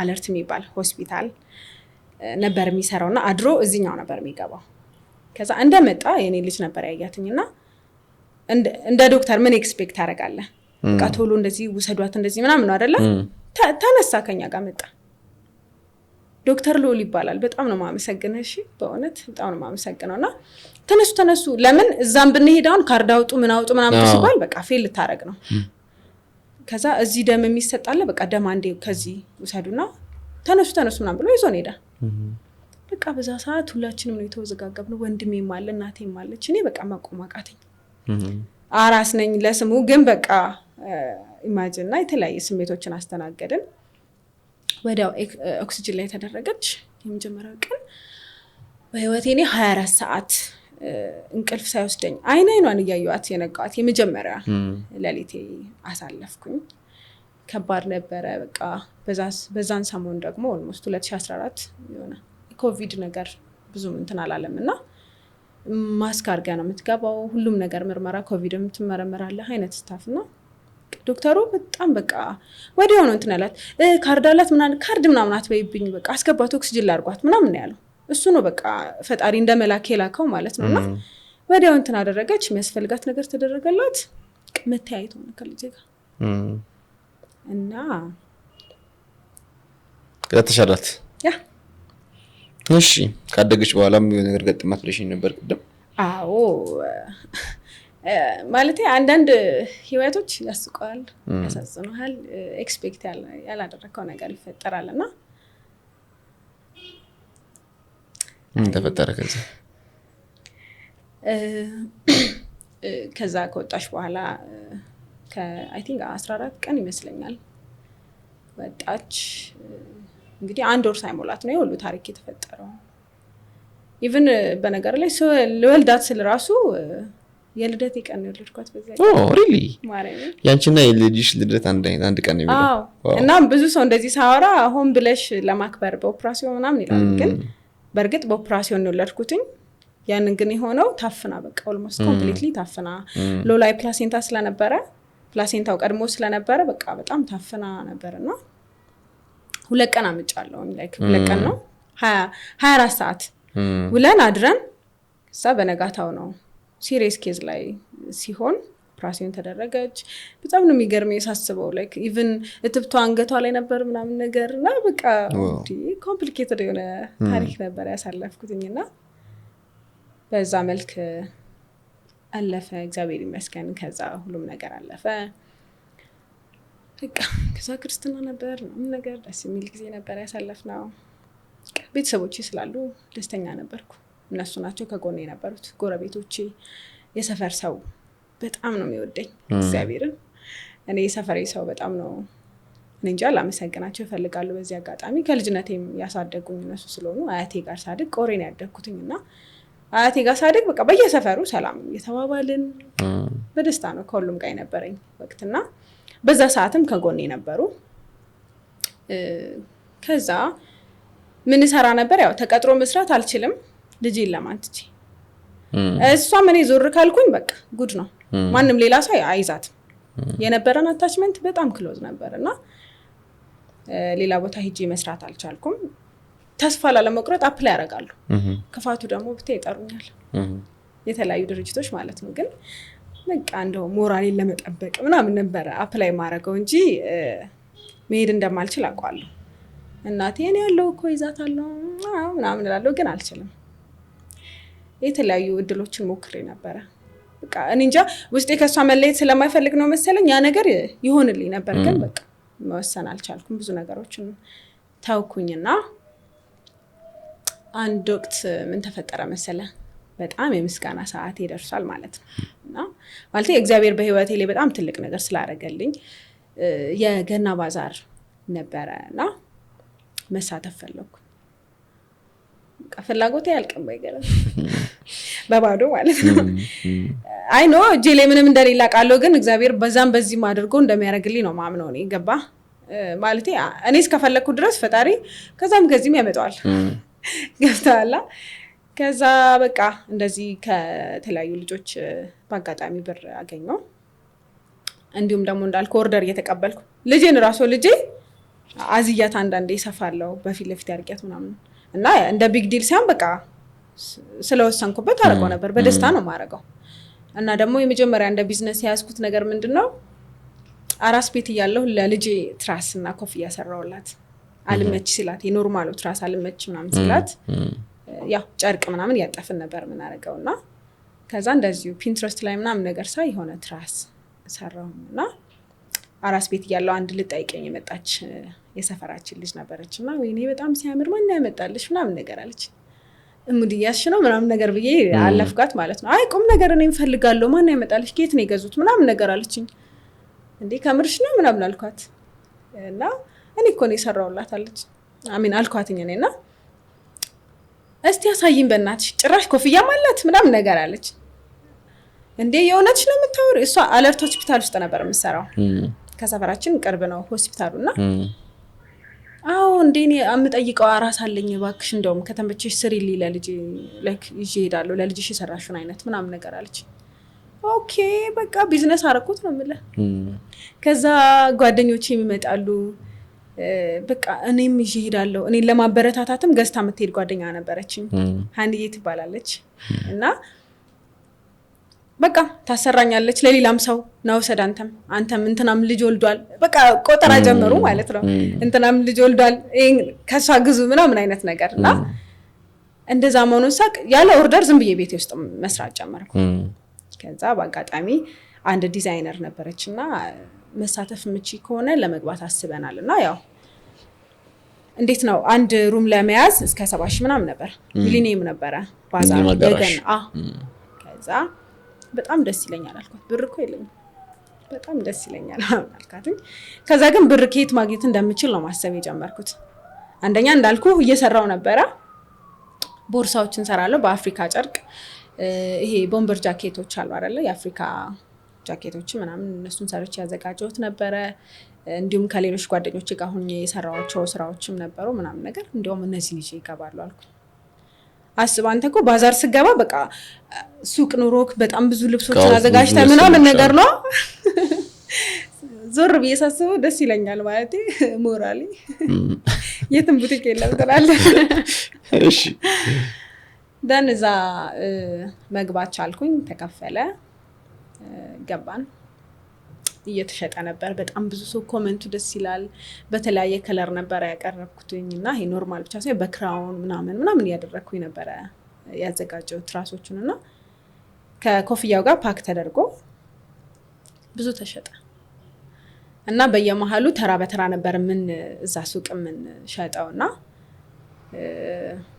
አንዳንዴ ልጄን ይዣት ራሱ ይጫቃሉ አንዱ ለቀ ስንት አመቷ ነበር የዛኔ ኦልሞስት 9 ወር ከምናምን 10 ወር 10 ወር ሞልቷት ነበረ። ከዛ የመጨረሻው የገና ኢቭ ላይ አሁን እንግዲህ ልታስጀምረኝ ነው ደህና ነበርኩ እስካሁን የመጨረሻ ኢቭ ላይ ያልጠበኩት ነገር ሀበን አረጋ። የባዛሩ ከተጀመረ ግማሽ ቀናቶች ላይ እንትን ጀመርኩኝ አሜን ልጄን ዴይኬር ማስገባት ተገደድኩ። በቃ ገባ አይመቸኝም ጥያት ሲሄድ ቤት ደግሞ አያቴም ይሄን ያክል እሷን እንትን ማለት አትችልም ምናምንና ስለዚህ እዛ እንድትውል አድርጊያት ነበርና የዛን ሰዓት የገና ኢቭ ስለነበር ግማሽ ቀን ነው ብቻ ተመለስን። ልብስ እያጠብኩኝ ነበረ ግማሽ ቀኑን ራሱ ብታይ ከኔ ጋር እንድትቆይ አላረኳትም። ለምን ቢያንስ የበዓል ስራ ምናምን ስለሚኖር አንዳንድ ነገር ስለሚሰራ እሱን ትንሽ ከቨር ላድርግ እሷ እዛት ሆነ አንዳንድ ነገር እንዳትሆንብኝ አይነት ነገር ፈርቼ ማለት ነውና አንዳንዴ በጣም ኦቨር ልጅን እንትን ማለትም ጥሩ እንዳልሆነ ተምሬያለሁኝ ካለፈ በኋላ ገባ። ሁሉንም የሚጠብቀው ፈጣሪ ነውና ያኔ ኦቨር ሆነ። እያንዳንዱ ትንሽ ካለቀሰች በቃ ሩጭ እሷ ጋር ነው የምታገኘው። እናቴ ሁሌ ነው የምትቆጣ። ኧረ ተይ እባክሽ ተይ ምናምን 6 ሰዓት ምናምን አካባቢ ከዴይኬር አመጣኋትኝ። አጥብቻት ምናምን ታጥባ ምናምን ነገር ትንሽ መተኛት አለብሽ ምናምን ብዬ አስተኛዋትና ወደ ልብስ ተመለስኩኝ። ግቢ ውስጥ እንዳጋጣሚ ሆነ ወንድሜ ነበረ የራሱ ክፍል ነበረ ቁጭ ብሎ ብቻ እዛ እያሳለፈ ነበርና ብዙ ጊዜ እንደውም ባይገርምህ አይኖርም። እንዳጋጣሚ የዛን ቀን ነበርና ቤት የራሱ ክፍል ነበረ የተቀመጠው። እኔ ደግሞ ልብስ እያጠብኩኝ ማይክ ነው የምንለውና ማይክዬ እንደዚህ ምናምን ነገር እየተባባልን ልብስ ማጠብ ጀመርኩ። በመሀል ነቃች፣ አለቀሰች። ደጋሚ ላስተኛት ሞከርኩኝ ግን አልቻልኩም ያንን ነገር። እሱ ጋር አረኳትኝ እንዲዛት የተወሰነ ሰዓት ያዛት፣ ተጫወተች ምናምን ነገር። ከዛ አለቀሰች። አረ እምቢ አለች እኮ ምናምን ነገር አለኝ። በቃ እሺ ምናምን ብዬ እያየኋት ምናምን በሚል እዛው ዳድ እያለች እንደዚህ ግድግዳ ምናምን ተደግፋ እቃዎችን ተደግፋ ምናምን ትራመድ ነበረ። 10 ወሯ ነው ብያለሁ። ከዛ ቧንቧ አካባቢ ውሃ በባሊ ውሃ ነበረ ሞልቼ የቀዳው ምናምን። ግቢያችን ውስጥ ደግሞ የእህቴ ቤት አለ። እህቴ ጋር ማሽኗ ጋር እዛ ጋር እያጠብኩ ምናምን ነገር ነበረ እንትን የምለውና ትንሽ እንራራቃለን የነበርንበት ቧንቧውና እኔ ማጥብበት ቦታ ላይ ማለት ነውና እዛ ጋር ውሃ ስታንቦጫረቅ አየኋት። ሙሉ ነው ብያለሁና በቃ ደንግጬ እየሮጥኩኝ ተመለስኩ። በስመ አብ ምን ሆነሽ ነውማ ምናምን ብዬ ቀነስኩትኝ። እንዲህ ስትልኮ በፊቷ እንዳይነካው ነው በእኔ ቤት ቀንሻው። ለካ ኩባያውን ረስቼዋለሁ እዛው ባልዲ ውስጥ እና እጇን በቃ ቼክ አድርጋታለሁ። እጇን እንዲህ ስታደርግ እጇ ብቻ እንዲደርስ ነው አድርጌ ውሃውን ቀንሼ እያየኋትኝ ማማ ምናምን እየተባባልን እየተጠራራ ምናምን ነገር እሷም ተተተታ ምናምን ያለች ብቻ ድምጿ ይሰማኝ ነበርና ለካ የሆነ ሰዓት ላይ እኔ እዛው ነኝ። ዳይሬክት እንደዚህ አንተያይም። የተወሰነች እንደዚህ ነገር አለቻትና የእህቴ ባል መጣ። እንዴት ነሽ ልብስ ያጠብሽ ነው ምናምን ስራ ይዘሽ ምናምን ስለ በዓል እንዴት ነው ምናምን እየተባባልን እናወራለን። ለካ ባይገርም በዛ ሰዓት ልጄ ኩባያውን ለማውጣት ስትል ገብታለች ዋናታ እዛው ባልዲ ውስጥ። እኔ አላየኋትም። እኔ ማስበው በቃ እንዳለች እየተጫወተች ነው። ያው ወንድሜ ክላስ ውስጥ ቢሆንም አለ እና ምንም ነገር አላሰብኩም። ግቢ ውስጥ ነን። ምንም እንደዚህ አይነት ነገር አላሰብኩም። አንደኛ ቀንሻለሁ ውሃውን ገባ እና እንደዚህ አይነት አክሲደንት ኤክስፔክት አላረኩም። ግማሽ ነው። ከዛ ከሱ ጋር እሱ ገብቶ ልብስ ቀይሮ እያወራኝ እስከባል ነው ያ ሁሉ ታሪክ ለካ ልጄ ገብታለች። ቀልጃለሽ? ምን ያህል ደቂቃ ማለት ነው? እኔ ደቂቃውን አልያዝኩትም ግን እሱንም ያወኩት ባይገርምህ ላላን ግን የታርገሻት ነው ብሎ ሲጠይቅሽ ነው? ወይኔ እንደውም በእናት እንዴት ደስ እንደምትልና ላሳይክ ስትጫወት ምናምን ብዬ ነው እሱን ጠርቼ ላሳየው። ላይክ እግሯ ወደ ላይ እሷ ወደ ታች ሆና ያያት ማለት ነውና አለ አይደል ጥሩ ጊዜ አላሳለፍንም እግዚአብሔር ይመስገን አልፋ ላይ ነው ግን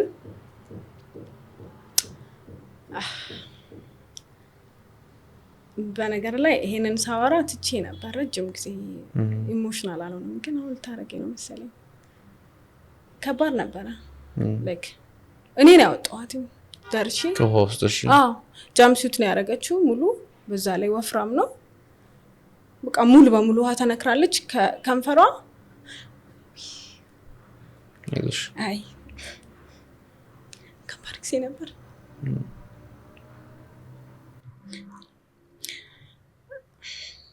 አይ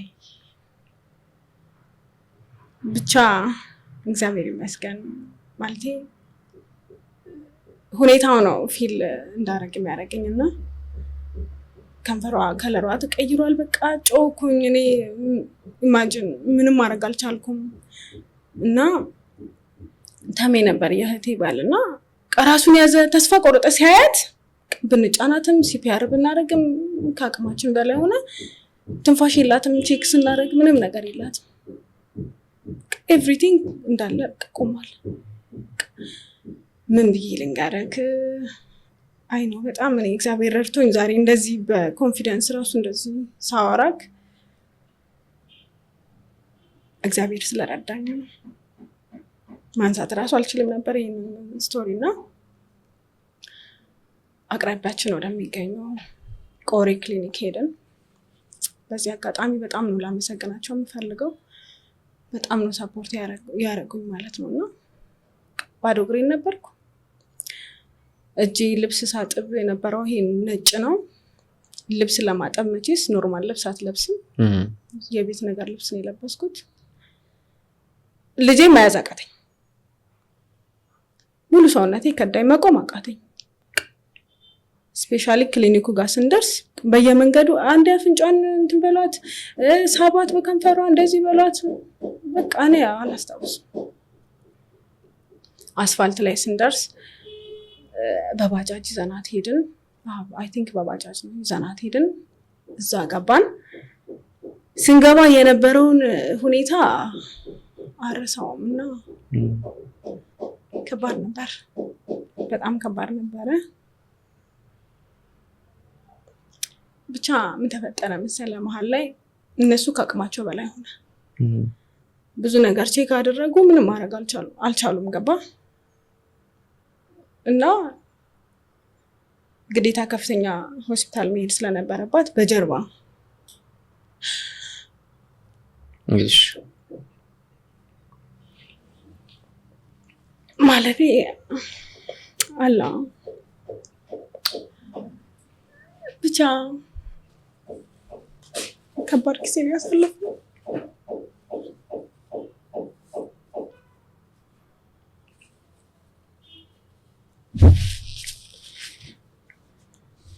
አይዞን አይ ነው አይ ትቼ ነበር እኮ ታውቃለህ ረጅም ጊዜ ትቼ ነበር ግን ዲፕ እንደዚህ ሳወራ አልችልም I understand now ያ ነው በጓሮ ይዘዋት ሄዱ አላየንም እኛ በጊዜው ኤሌመንታሪ አብረን የተማረን ልጅ መንገድ ላይ ተከተላ መጣ ነበር ሰናይት ትባላለች ለመሰገናት ፈልጋለሁ ከጎኔ ነበረችና እንጠብቃለን እኛ ላይክ ዌቲንግ ኤሪያ ላይ ነበር ሪሴፕሽኑ አጠገብ ቁጭ ብለን እየጠበቅን ነው እኔ በቃ አልቻልኩም ራሴን መቆጣጠር ታውቃለህ ለካ እነሱ በጀርባ ወስዷታልና ደህና ናት አይዞሽ እግዚአብሔር ያውቃል ምናምን በቃ ማጽናኛ ቃል አጣች እሷ ከዛ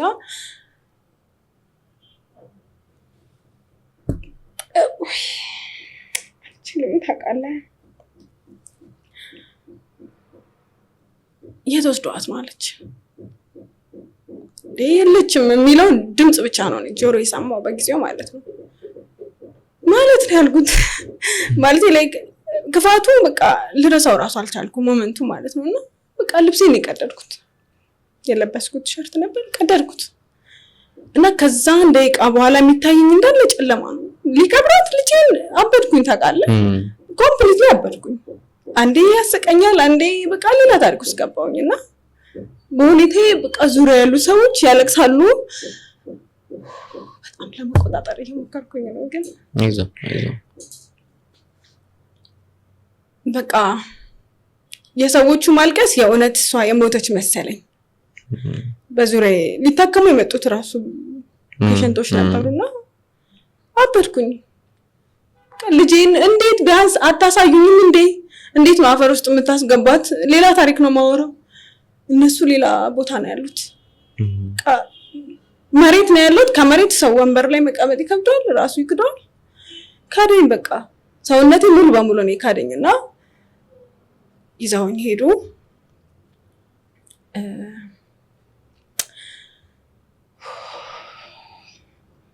ብቻ ኤመርጀንሲ ስንደርስ ኢቭ ቀን ነበረ። ዶክተሮቹ ሊወጡ ነገር ብለው ነው የደረሱባቸውና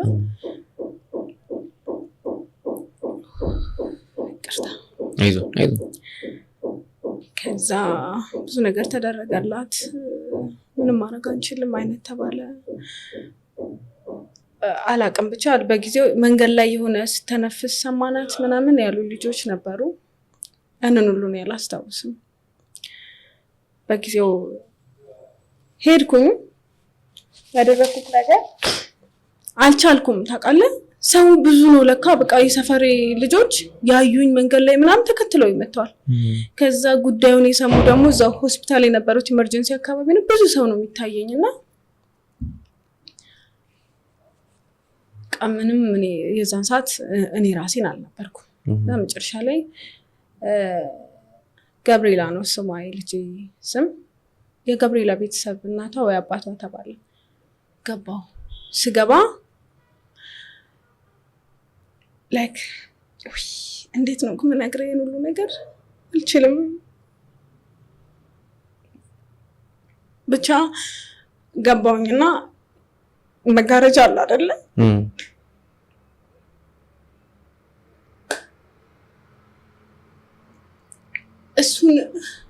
እሷን ከቨር ያደረጉባት ይሄ መሀል ላይ ክፍተት አለ ያሳያልና ሰዓት ልቤን የተሰበረው ታውቃለህ። 10 ወሯ ነው። ፀጉሯን አስይዤላት ምናምን በቃ ሳሳው ታውቃለህ ልትሞት ነው እንዴ አይነት የሚል ስሜት ነበር ያስተናገድኩትና አይዞሽ አይ ነው አልፏል፣ እግዚአብሔር ይመስገን። ግን ስሜቱ አለ አይደል? ሶሪ ለዛ ነው። እና ኤሲጂ ይሄ ልብ ማስነሻው ብድግ ሲያደርጓት ነው ያየሁትና በቃ ትንሽ ናት ብድግ አለች። ሰዓት በቃ ተስፋ ቆረጥኩኝና እኛ ምንም ማድረግ አንችልም አለኝ ዶክተሩ። ግን በቃ ሳምባ ውስጥ በትንታ መልክ ይሆናል አናውቅም፣ ብቻ የገባ የሚታየው አለና ብዙ ነገር ሞከረን፣ ምንም ማድረግ አልቻልንም። ስለዚህ ቢያንስ በቲዩብ መውጣት አለበት በማሽን ቀጥታ እንትን ብሎና ያንን ፕሮሲጀር ልናደርግ ስለሆነ ፈርሚ አለኝ። እና እኔ እስከምፈርም ምን ታደርጋላችሁ ማለት እኔ አልፈርምም ብል ምን አደርግላታለሁ? ስለዚህ እናንተ ማድረግ የምትችሉትን ነገር አድርጉ ብዬ ወጣሁ። የመፈረም ራሱ አቅም አልነበረኝም። የምትችሉትን አድርጉ ብዬ ወጣሁ። አንተ ከዛም በኋላ በቃ ቮሚት አደረገኝ፣ ወደ ላይ ወደ ታች ሌላ ሰው ሆንኩ። አልቻልኩም በእውነት በጊዜው ማለት ነውና አይ ነው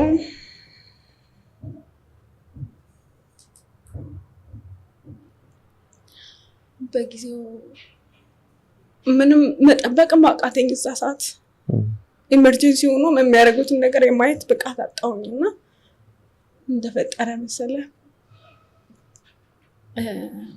የተሜ ጓደኛ ነበርና ከአለርት ሆስፒታል አጠገብ አቡነ አረጋዊ ቤተክርስቲያን አለና እባክህ አረጋዊ ውሰደኝ አልኩት።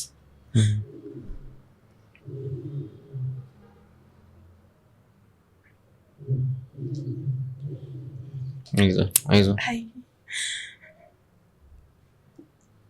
አንዳንዴ እንዴት መሰለ መጽናናት የማችልበት ቦታ ነው የምትገኘውና አልቻልኩም። እዛ ቦታ ላይ ውሰደኝ አልኩትና እዛ ስሄድ አበድኩኝ ታውቃለህ። አይ እንዴት ነው የምነግርህ ሁሉ ነገር ብቻ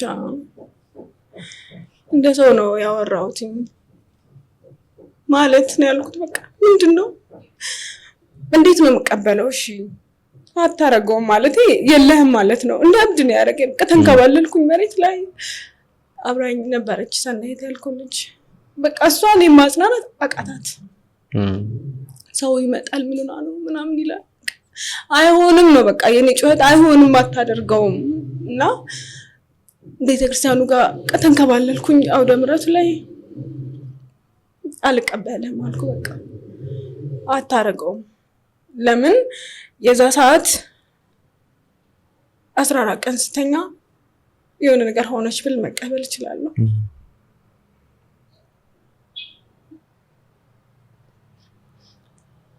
ያንን ግን መቀበል አቃተኝ ታውቃለህ። አሁን አይቻት አሁን ልጅሽ እንደዚህ ሆነች አልችልም። እና የመጣሁትን ርቀት አስባለሁ፣ የልጄን ሁኔታ አስባለሁ። መልኳ ፊቴ ላይ ሳቋ እያንዳንዱ ነገር ይመጣልና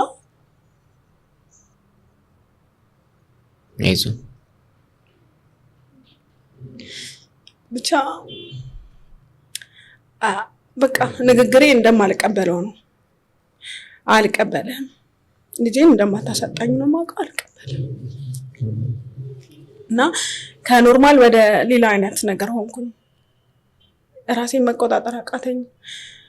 በቃ ጩኸት ራሱ በቃ ሌላ አይነት ነገር ሆነ ታውቃለህ። ከዛ ደግሞ ስቃለሁ በየመሃሉ ምናምንና አበድኩኝ። የሆነ ሰዓት ላይ ልብሴን ቀድጄዋለሁ። ስታየኝ እብድ ነው ኮምፕሊትሊ መስል ፀጉሬ ተጨባሯል። አበድኩኝ። ባዶ እግሬን ነበርኩ ምናምንና ከቆይታ በኋላ ከተወሰነ ደቂቃ በኋላ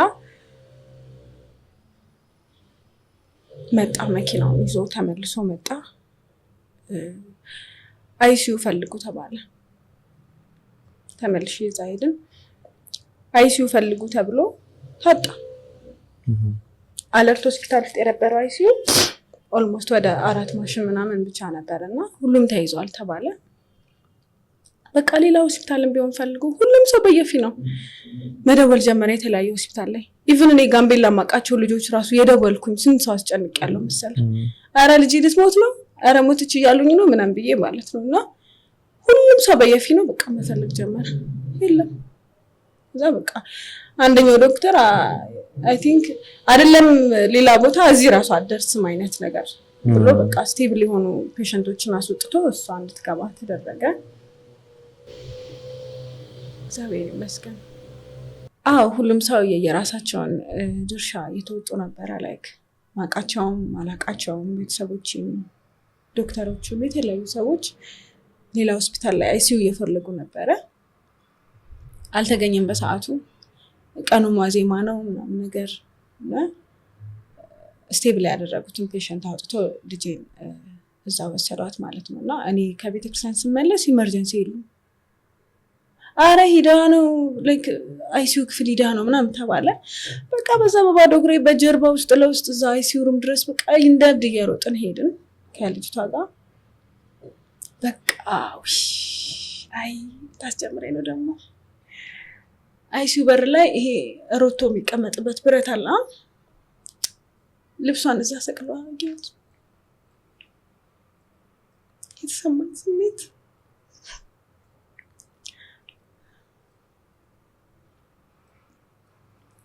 ብቻ በቃ ባዶ ነው የሆንኩት ታውቃለህ።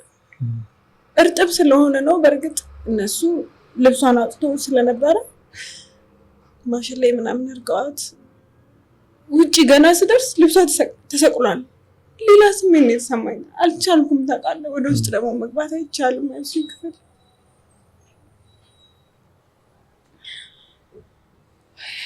አይ ብቻ አለፈ። እንደምንም ለምኛቸው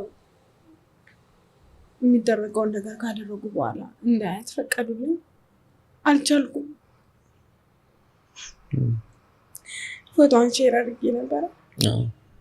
እጇን አስሯል፣ እግሯን በፋሻ ታስሯል። በቃ ሌላ ስሜት ነው የተሰማኝ። አስበኳል።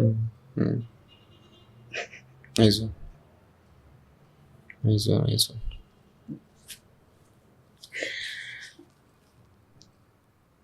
ላይክ ምን መሰለህ አልፏል እኮ ግን አለ አውቃለሁ ስሜቱ አለ። ትንሽ ናት ሙሉ ራቁቷን ዳይፐር ብቻ አድርጋው ማሽን ተደራርጎላት ቲዩብ ተደርጎላት ምናምን ቀሳት አልቻልኩም። አይ ብቻ እንደዛ ሆኖ በቃ የወጣ የገባውን ዶክተር ነው ነርስ ነው ሁሉንም እጃቸውን እያስኩ መጠየቅ ልጄ እንዴት ናት? ልጄስ እንዴት ናት? አሁን ጠይቂያቸው አሁን በጣም ብዙ ዶክተር አሰልችቼ ነበር በጊዜውና አናውቅም እኛ በቃ ማሽን ላይ ናት። እኛ ምንም እናውቀው ነገር የለም። በእኛ በኩል ተስፋ አለን ብለን መናገር አንችልም። አትግቢ አይቻልም እየተባልሽ አሰሚም እየተባልኩኝ ማለት ነው። በቃ ደዳታለሁ ጥግ ላይ ሆኛታለሁ። በመስኮት ለማየት ሞክራለሁ። ጊዜው ከባድ ነበርና ደግሞ በቃ ምኑ መሰለክ ያባሰው ያዩን ሰዎች ያለቅሳሉ። ተረበሽኩኝ ታውቃለህ። ልጆቻቸው አይሲዩ የገቡት ወላጆች በረንዳ ሙስሊሞች፣ ክርስቲያኖች፣ ፕሮቴስታንቶች በጣም ብዙ ሰዎች ነበሩና አይ ያሉ ያለቅሳሉ በቃ እና ኬዙን አይቶ የሚወጡ ነርሶች፣ ዶክተሮች ምናምን በጣም የተለያዩ ሰዎች እያጽናኑኝ ነው የሚሄዱት። በቃ እንግዲህ እግዚአብሔር የፈቀደው ነው የሚሆነው ምናምን ይሉኛልና መቋቋም አቃተኝ ታውቃለህ። አይ ብቻ ያቺ ሌሊት እንደምንም ነጋች። ልብስ ቅያሬ ተይዛልኝ መጣች። ቀየርኩኝ። ጸጉሬን እንደዚህ እንደሚሆን ነገር ወደ ኋላ ተያዘ። በቃ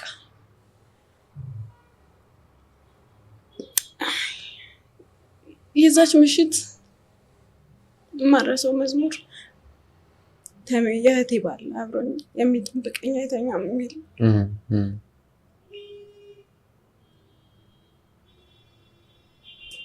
ብቻ እንደዚህ ሆስፒታሉን እየዞርኩኝ አመሸው። ሄዳለሁ መለሳለሁ፣ እዛኛው ዋርድ ሄዳለሁ መለሳለሁ። ያችን መዝሙር እየዘመርኩኝ እና ተስፋ መቁረጥም አልፈለኩም፣ ተስፋ ቆርጫለሁ። ሁለቱም ጋር ሆንኩ። አለችም እንዳልል እነሱ የለችም ይሉኛል። የለችም እንዳልል ደግሞ ቢያንስ በቃ የለየለት ነገር አይደለም ገባ ሁኔታው። እግዚአብሔር ያውቃል። ሰው የሰፈር ሰው በጣም ብዙ ሰው ይመጣ ነበር። ያየኝ ሰው የሚያቀኝ ሰው ወይኔ አይዞሽ ልጅ እኮ ነሽ እግዚአብሔር ያውቃል ከዚህ በኋላ ትወልጃለሽ ምናምን የሚሉ ሰዎች ናቸው እንጂ ትድናለች የሚል አይነት ማንም ሰው እንትን አልነበረኝም። እና በሁለተኛው ቀን ይመስለኛል በልጅነቷ ያለች ሰፖርት ያረጋት ዶክተር ልዑል አለርት የሚሰራ ነበርና ይመስለኛል ለሌላ ኬዝ ነው እዛሩ መጣ እና ደነገጠ ሲያየኝ። ገብርኤል እናት ነሽ አይደል ምን ነሽ ነው ምናምን ነገር አለኝና ልጄ ከውሃ ውስጥ ገባችብኝ አልኩት። ማውራት አቃተኝ። ከዛ በኋላ በቃ እየሮጠ ገብቶ አያትኝ። በጣም ነው የደነገጠው። ኬዙ ሰከንድ ድሮይንግ ፌለር ምናምን ነው የሚለው። ወይኔ ምናምን ነገር አለ። በቃ ተርበተበተ። አይዞሽ በቃ እንግዲህ እግዚአብሔር ነው የሚያውቀው ምን ይባላል አይነት ነገር አለኝና በጣም ብዙ ዶክተሮች እንደዛ ነበር የሚሉኝና ከኬዙ ጋር ከነርቭ ጋር የሚገናኝ ኬዝ ስለሆነ እንደው ፈጣሪ ረድቶሽ ስንም ፈጣሪ ረድቶሽ ብትነቃ እንኳን ብዙ ነገር ኤክስፔክት ይደረጋል። እንደ ጤና ባለሙያ ሼር ስናረገሽ ነበር የሚሉ ላትናገር፣ ላትሰማ፣ ላታይ፣ ላትራመድ ምናምን ትችላለች። ምክንያቱም ረጅም ሰዓት ወስዷል ይሄ ነገር እና እኔ ምንም ትሁን ነው ያልኩት። አትየኝ እኔ ግን ፈልጋታለሁ፣ እንዳቅፋት ፈልጋለሁ። ይንደርሳል ሳቋ ነው የሚታየኝ ታውቃለህ። ፈልጋታለሁ፣ ልጄን ፈልጋታለሁ። ምርጫት ነው የተቀበልኩት ገባ። ምርጫዬ ናት፣ የኔ ምርጫ ናት። ስለዚህ በማንኛውም አይነት ሁኔታ ብትሆን እፈልጋታለሁ አልኩት። አይዞሽ ምናምን ብሎኝ ሄደ። በቃ የዛን ሌሊት ምን እንደተሰማኝ አላውቅም። በቃ ከኖርማልነት ወጣሁኝ። ሀሳቤ ትንሽ ያለብ ካረገኝ ቀሌላ ነገር ነው የሚታየኝና ካስገቡኝ ለምኛቸው በቃ አሳዝኛቸው እዛው እግሯ ላይ እንደዚህ ድግፍ እላለሁ ምናምን ነገር። አትንኪያት ከተንቀሳቀሰች እንትን ነው ማሽን ላይ ናት ምናምን እንዲህ ለመንካት እኮ ነው እንደዚህ ዳሰስ ለማድረግ አስነኩኝ። እስኪ ልጄ ምናምን ብላቸው ነበር። ከባድ ነው እንደ እናት ከባድ ነው። ያቺ ሌሊት አለፈች። አለችም የለችም የማይሉኝም። እኔም እገባለሁ እወጣለሁ፣ የሚደረገውን ነገር ያደርጋሉ። እነሱም በጣም ፈጣን ነበሩ፣ አስታውሳቸዋለሁ። በቃ በፍጥነት ነው ሁሉ ነገር ያደርጉላት የነበረው። ሲነጋም እንዲህ ናትም አልተባለም። ዛሬስ እንዴት ናት አናውቅም። አሁን ማሽን ላይ ናት። ስለዚህ እንዲህ ናት ማለት አንችልም። አንድ ሙስሊም ዶክተር ነበረች፣ በጣም ነበር ያሰለቸዋት። በቃ እባክሽ ተይኝ እስከምትለኝ ድረስ ነው ያሰለቸዋት። እንዴት ናት? ኧረ እያት እስቲ፣ አይታት እኮ ነው የወጣችው። እያት እስቲ ልያት አንዴ ልግባ። አይሲዩ በጣም መመላለስ አይቻልም። እቺ ሌሊት አለፈች። በሁለተኛው ቀን፣ የመጀመሪያው ቀን በጣም ብዙ ሰው ነበረ። በዚህ አጋጣሚ የእህቴ የምሰራበት ድርጅት አውት ኦፍ ዘ አሽ ይባላልና እነሱ ለክሪስማስ ስፖንሰር ላደረጉት ልጆች ጊፍት ለመስጠት ምናምን ይመጣሉና እህቴ እዛ ነው የምትሰራው። ያንን ጉዳይ ሰምታ ስትመጣ ሰምተው ሙሉ መኪና መጣ ሊጠይቋት ማለት ነው። ሲያዩት በቃ እነሱ ጭራሽ ባሱ፣ ያለቅሳሉ። ሁሉም ተሰብስበው ጸሎት እናድርግላት፣ በቃ ግድግዳውን ይዘው ጸሎት ያደርጋሉ። ኬዙን ሲያዩት ዶክተሮች ነበሩ። ኤክስፔክት አይደረግም መትረፏ፣ ምንም ኤክስፔክት አይደረግም። በቃ አንደኛ 10 ወር ናት፣ ሁለተኛ ይሄ ነገር ቆይቶባታል። ከንፈሯ ከለሩ እስከሚቀይር ድረስ ምናምን የቆየ ነገር፣ ምንም የመትረፍ ነገር የለም። የመጡት ሁሉ ማለቀሱ፣ ምን ማድረግ አለብን አሉ። ምንም ሊያደርጉ አልቻሉም። ሄዱ። በሁለተኛው ቀን አላቅም እንደተሰማኝ ሌላ ስሜት ውስጥ ነበርኩ። በተለይ ብትነቃ እንኳን እንደዚህ ላታደርግ ትችላለች የሚለው ነገር ለሊት አላስተኛኝ ያለ ታውቃለህ። ከዛ ገባሁኝ። የመድኃኒት አድሬናሊን መድኃኒት፣ የተለያዩ መድኃኒቶች የሚታዘዙበትን ለእሷ የተሰጠኝን ያስኩኝና በጀርባው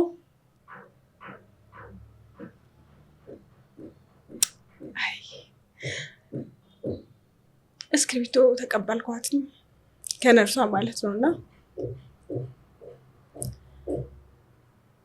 አተነፋፈሷ ደህና ስለሆነ አመሰግናለሁ። ሌላ ታሪክ ውስጥ ገባሁ። መቀበል የእነሱን መቀበል አቃተኝ። አይ እንደዚህ ትሆናለች፣ አይ አልቀበልም የእነሱን ሀሳብ። ስለምድን አመሰግናለሁ፣ ስለሙቀቷ አመሰግናለሁ፣ ስላተነፋፈሷ አመሰግናለሁ። በቃ ዛሬ ቀኑ ሰላም ነው፣ ትናንትና አይደለም። እንደዛ ብዬ መጻፍ ጀመርኩኝና ምን እያደረገች ነው ብላ መታስታይ አለቀሰች። ገባ ልጅቷ ተኝታለች፣ እንቅስቃሴ እንኳን የላትም። እኔ ደግሞ የምጽፈው ነገር ሌላ ነው፣ ለእሷ ተረት ነው። ገባ እኔ የተቀበልኩትን ነው የጻፍኩት። በቃ ይህ ነገር ሁሉ ያልፋል። እያንዳንዱ ነገር መጻፍ ጀመርኩ። በቃ ቴራፒ ያስፈልጋታል ልጅቷ፣ ወደ ሌላ ነገር እየሄደች ነው። የምትጽፈው የምታስበው ነገር እና ያለው ኬዝ ባላንስ አያደርግም። እርስ በርስ ማውራት ጀመሩ ምናምን ነገር ጻፍኩኝ። እንዲሁም ስልኬ ባን ተደርጎብኝ ነው፣ ላይክ ቴሌግራሙ እንዳለ ዲሊት አድርገውብኝ ነው እንጂ አስቀመጥኩት። አንተ እውነት ማታደርገው ከሆነ አምላኬ አይደለም፣ እኔ ደግሞ ለምስክርነቴን አስቀምጣለሁ።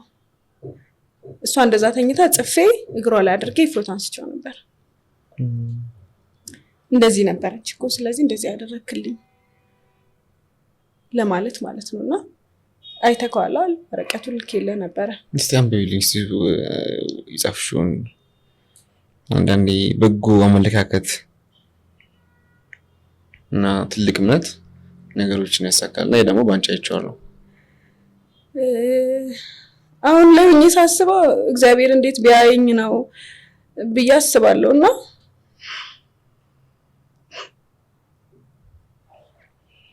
ትልቅ ታምር ልኬልሃለሁ። አልከሽልኝ ነበር። አይ ይደብሸኛል።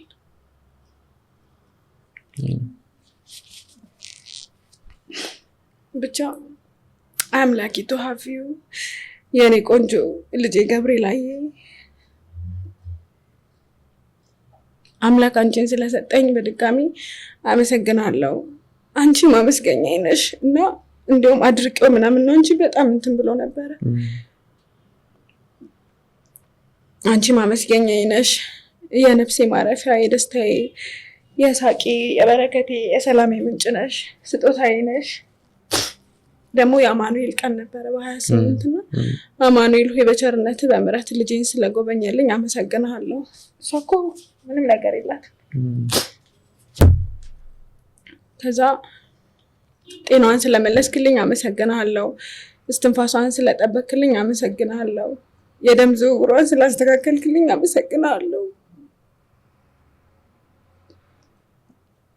አይ ልቧን ስለጠበክልኝ አመሰግናለሁ። ሙቀቷን መጠን ስለጠበክልኝ አመሰግናለሁ። ሳቋን ስለመለስክልኝ አመሰግናለሁ። አንደበቷን ስለከፈትክልኝ አመሰግናለሁ። ጆሮዎቿ አጥርተው እንዲሰሙ ስለረዳኝ አመሰግናለሁ። አይ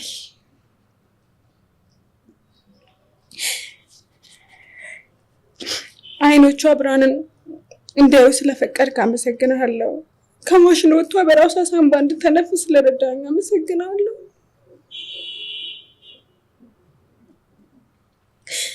ምግቧን በአፏ እንድትበላ ስላስተካከልክልኝ አመሰግናለሁ። የኔ ማመስገኛ በረከት ይወድሻለሁ።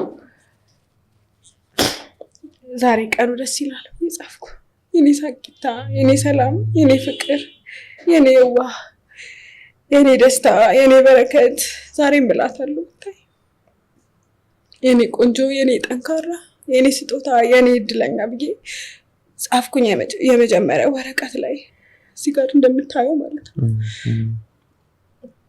ከዛ ሁለተኛ ወረቀት ላይ ደግሞ በቃ ዛሬ ቀኑ ሰላም ነው ብዬ ጻፍኩ። ሁለተኛ ወረቀት ላይ ማለት ነው። ተመስገን ልጅ ዳነችልኝ፣ በምሕረት ጎበኛልኝ፣ ተመስገን። ከዛ በቃ በጣም ውስጤን እንትን ይለው የነበረው ውስጤ እንደ ደህና እንደሆነች መሰማት ተጀመረ። ከዛ እንዴት ወጣው ብዬ ከቶ አልጨነቅም፣ አምናለሁ እና ትተኸኝ አታውቅም የሚለውን ጻፍኩት እና ያ ሁሉም አለፈ ቀረ፣ ወደኋላ ማልቀስ ማንባት ይብቃኝ ከእንግዲህ በኋላ ብዬ ጻፍኩትና እመቤቴ አምላክ እናት ስለረዳሽኝ አመሰግንሻለሁ ተመስገን ብዬ 3 ጊዜ ጻፍኩ። ከዛ በኋላ ማልቀስ አቆምኩ። እነዚህ ነገሮች ከጻፍኩ በኋላ አቆምኩ።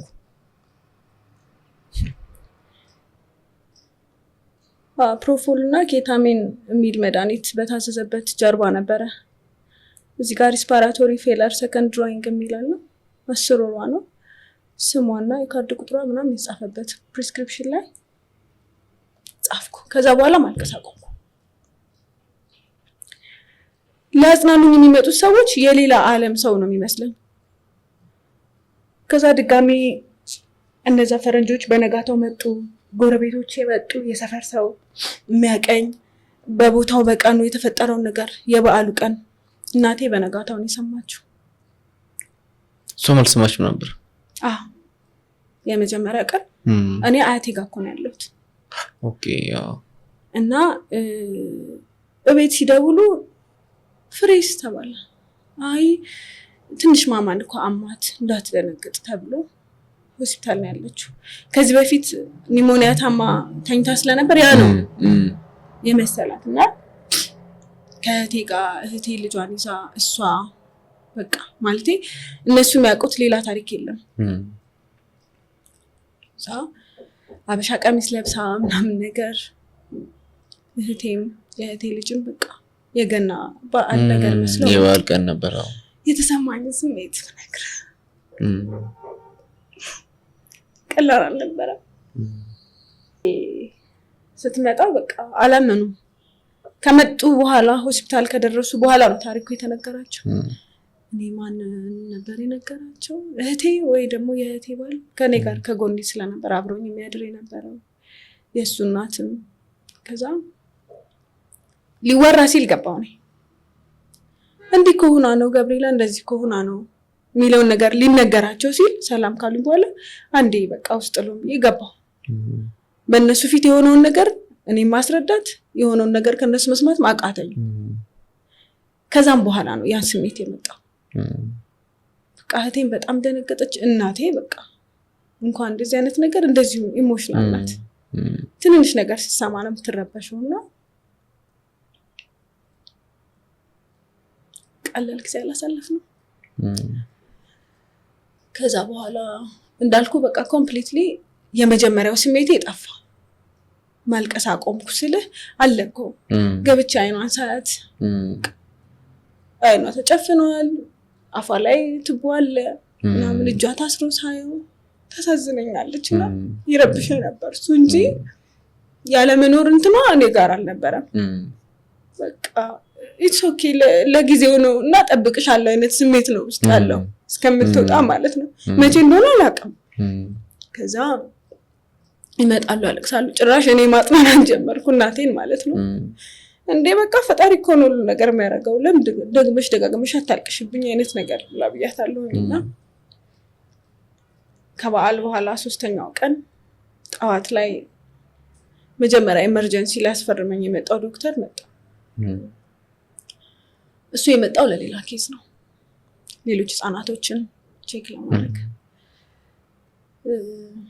አንድ ዶክተር አስታውሳለሁ፣ አየቻት፣ በጣም አለቀሰች። ልጄን ትመስላለች፣ እኔም እንደዚህ አይነት ህፃን ልጅ 10 ወር ልጅ አለኝ ብላ በቃ ህጉ ባይፈቅድም ብቻ አቃታት ታውቃለህ፣ ወጥታ አለቀሰች። እኔ እንዳላያት ከዛም በኋላ ይቅርታ ምናምን ብላኝ ወጥታ ትናለች። እና ሲመጣ አለው ምን ታረጋለች አለ። ምንድነሽ ምን ታረጋለሽ አይነት ደነገጠ። ከዛ አንዴ አሳልፊኝ በድንጋጤ እሱ ኤክስፔክት በቃ አርፋለች ልጅቷ ብሎ ነው ያሰበው። ገብቷል። ለምን በመጀመሪያው ቀን ነበራ ዶክተሩ ለበዓል ነው እንግዲህ፣ ከበዓል በኋላ ነው ተመልሶ የመጣውና እስከዛም ቀን አለንኛ። ገባች አሚን ገባሱ ሲያት ቢያንስ በማሽን እንኳን አለቻለ። ከዛ ሲወጣ ዶክተር አይኑ እያየሁት ልጄ እንዴት ናት አልኩት። ኧረ እኔ እስካሁንም አልጠበቅኳችሁም፣ እዚህ ምን ታደርጊያለሽ? ደንግጬ እኮ ነው ይሄ እኔ ማመን አልችልም ብሎ ከኔ ጋር ረጅም ማውራት አልቻለም፣ ሄደ። እኔ ይሄንን ማመን አልችልም ብሎ ሄደ። ከዛ በቃ ሌሎች የሚመጡት ሁሉ የሚያጽናኑኝ ናቸው። የሚመጡት አልቅሰው ነው የሚሄዱት። ምንና ነው ብሎ ደግሞ ሲጠይቁኝ እንደ አዲስ ለመናገር ይከብደኛል። ሰው በቃ ፈራጅ ነው እውነት። አትጠብቂያትም ነበር? እናቷ ነሽ፣ እህቷ ነሽ። በቃ ልብ የሚሰብር የሚመስል ነገር የሚሰጡ አስተያየቶች አሉ። እንዴት ሰው ልጁን እንዴት አይዝም ይልሃል። ሰዎች በጣም ፈራጆች ነበር። ያቺ ሌሊት አለፈች። በ3ኛው ቀን ነቃች ልጅ። በጣም ደስ ይላል። በምን አጋጣሚ ያወቅሽው? መድኃኒት ተደረገላት። ዛሬ ደህና ናት ተባለ። ማሽኑ ይነቀልና በራሷ ሳንባ መተንፈስ እንደምንችል ቼክ ይደረግ ተባለ። 3 ቀን ሙሉ ማለት ነው። እኔም ጠብቀው የነበረ ያንን ቀን ነበረ። ለምን አትኖርም የሚለው ነገር ከኔ ጠፋ። ያልኩ ቀን ነው።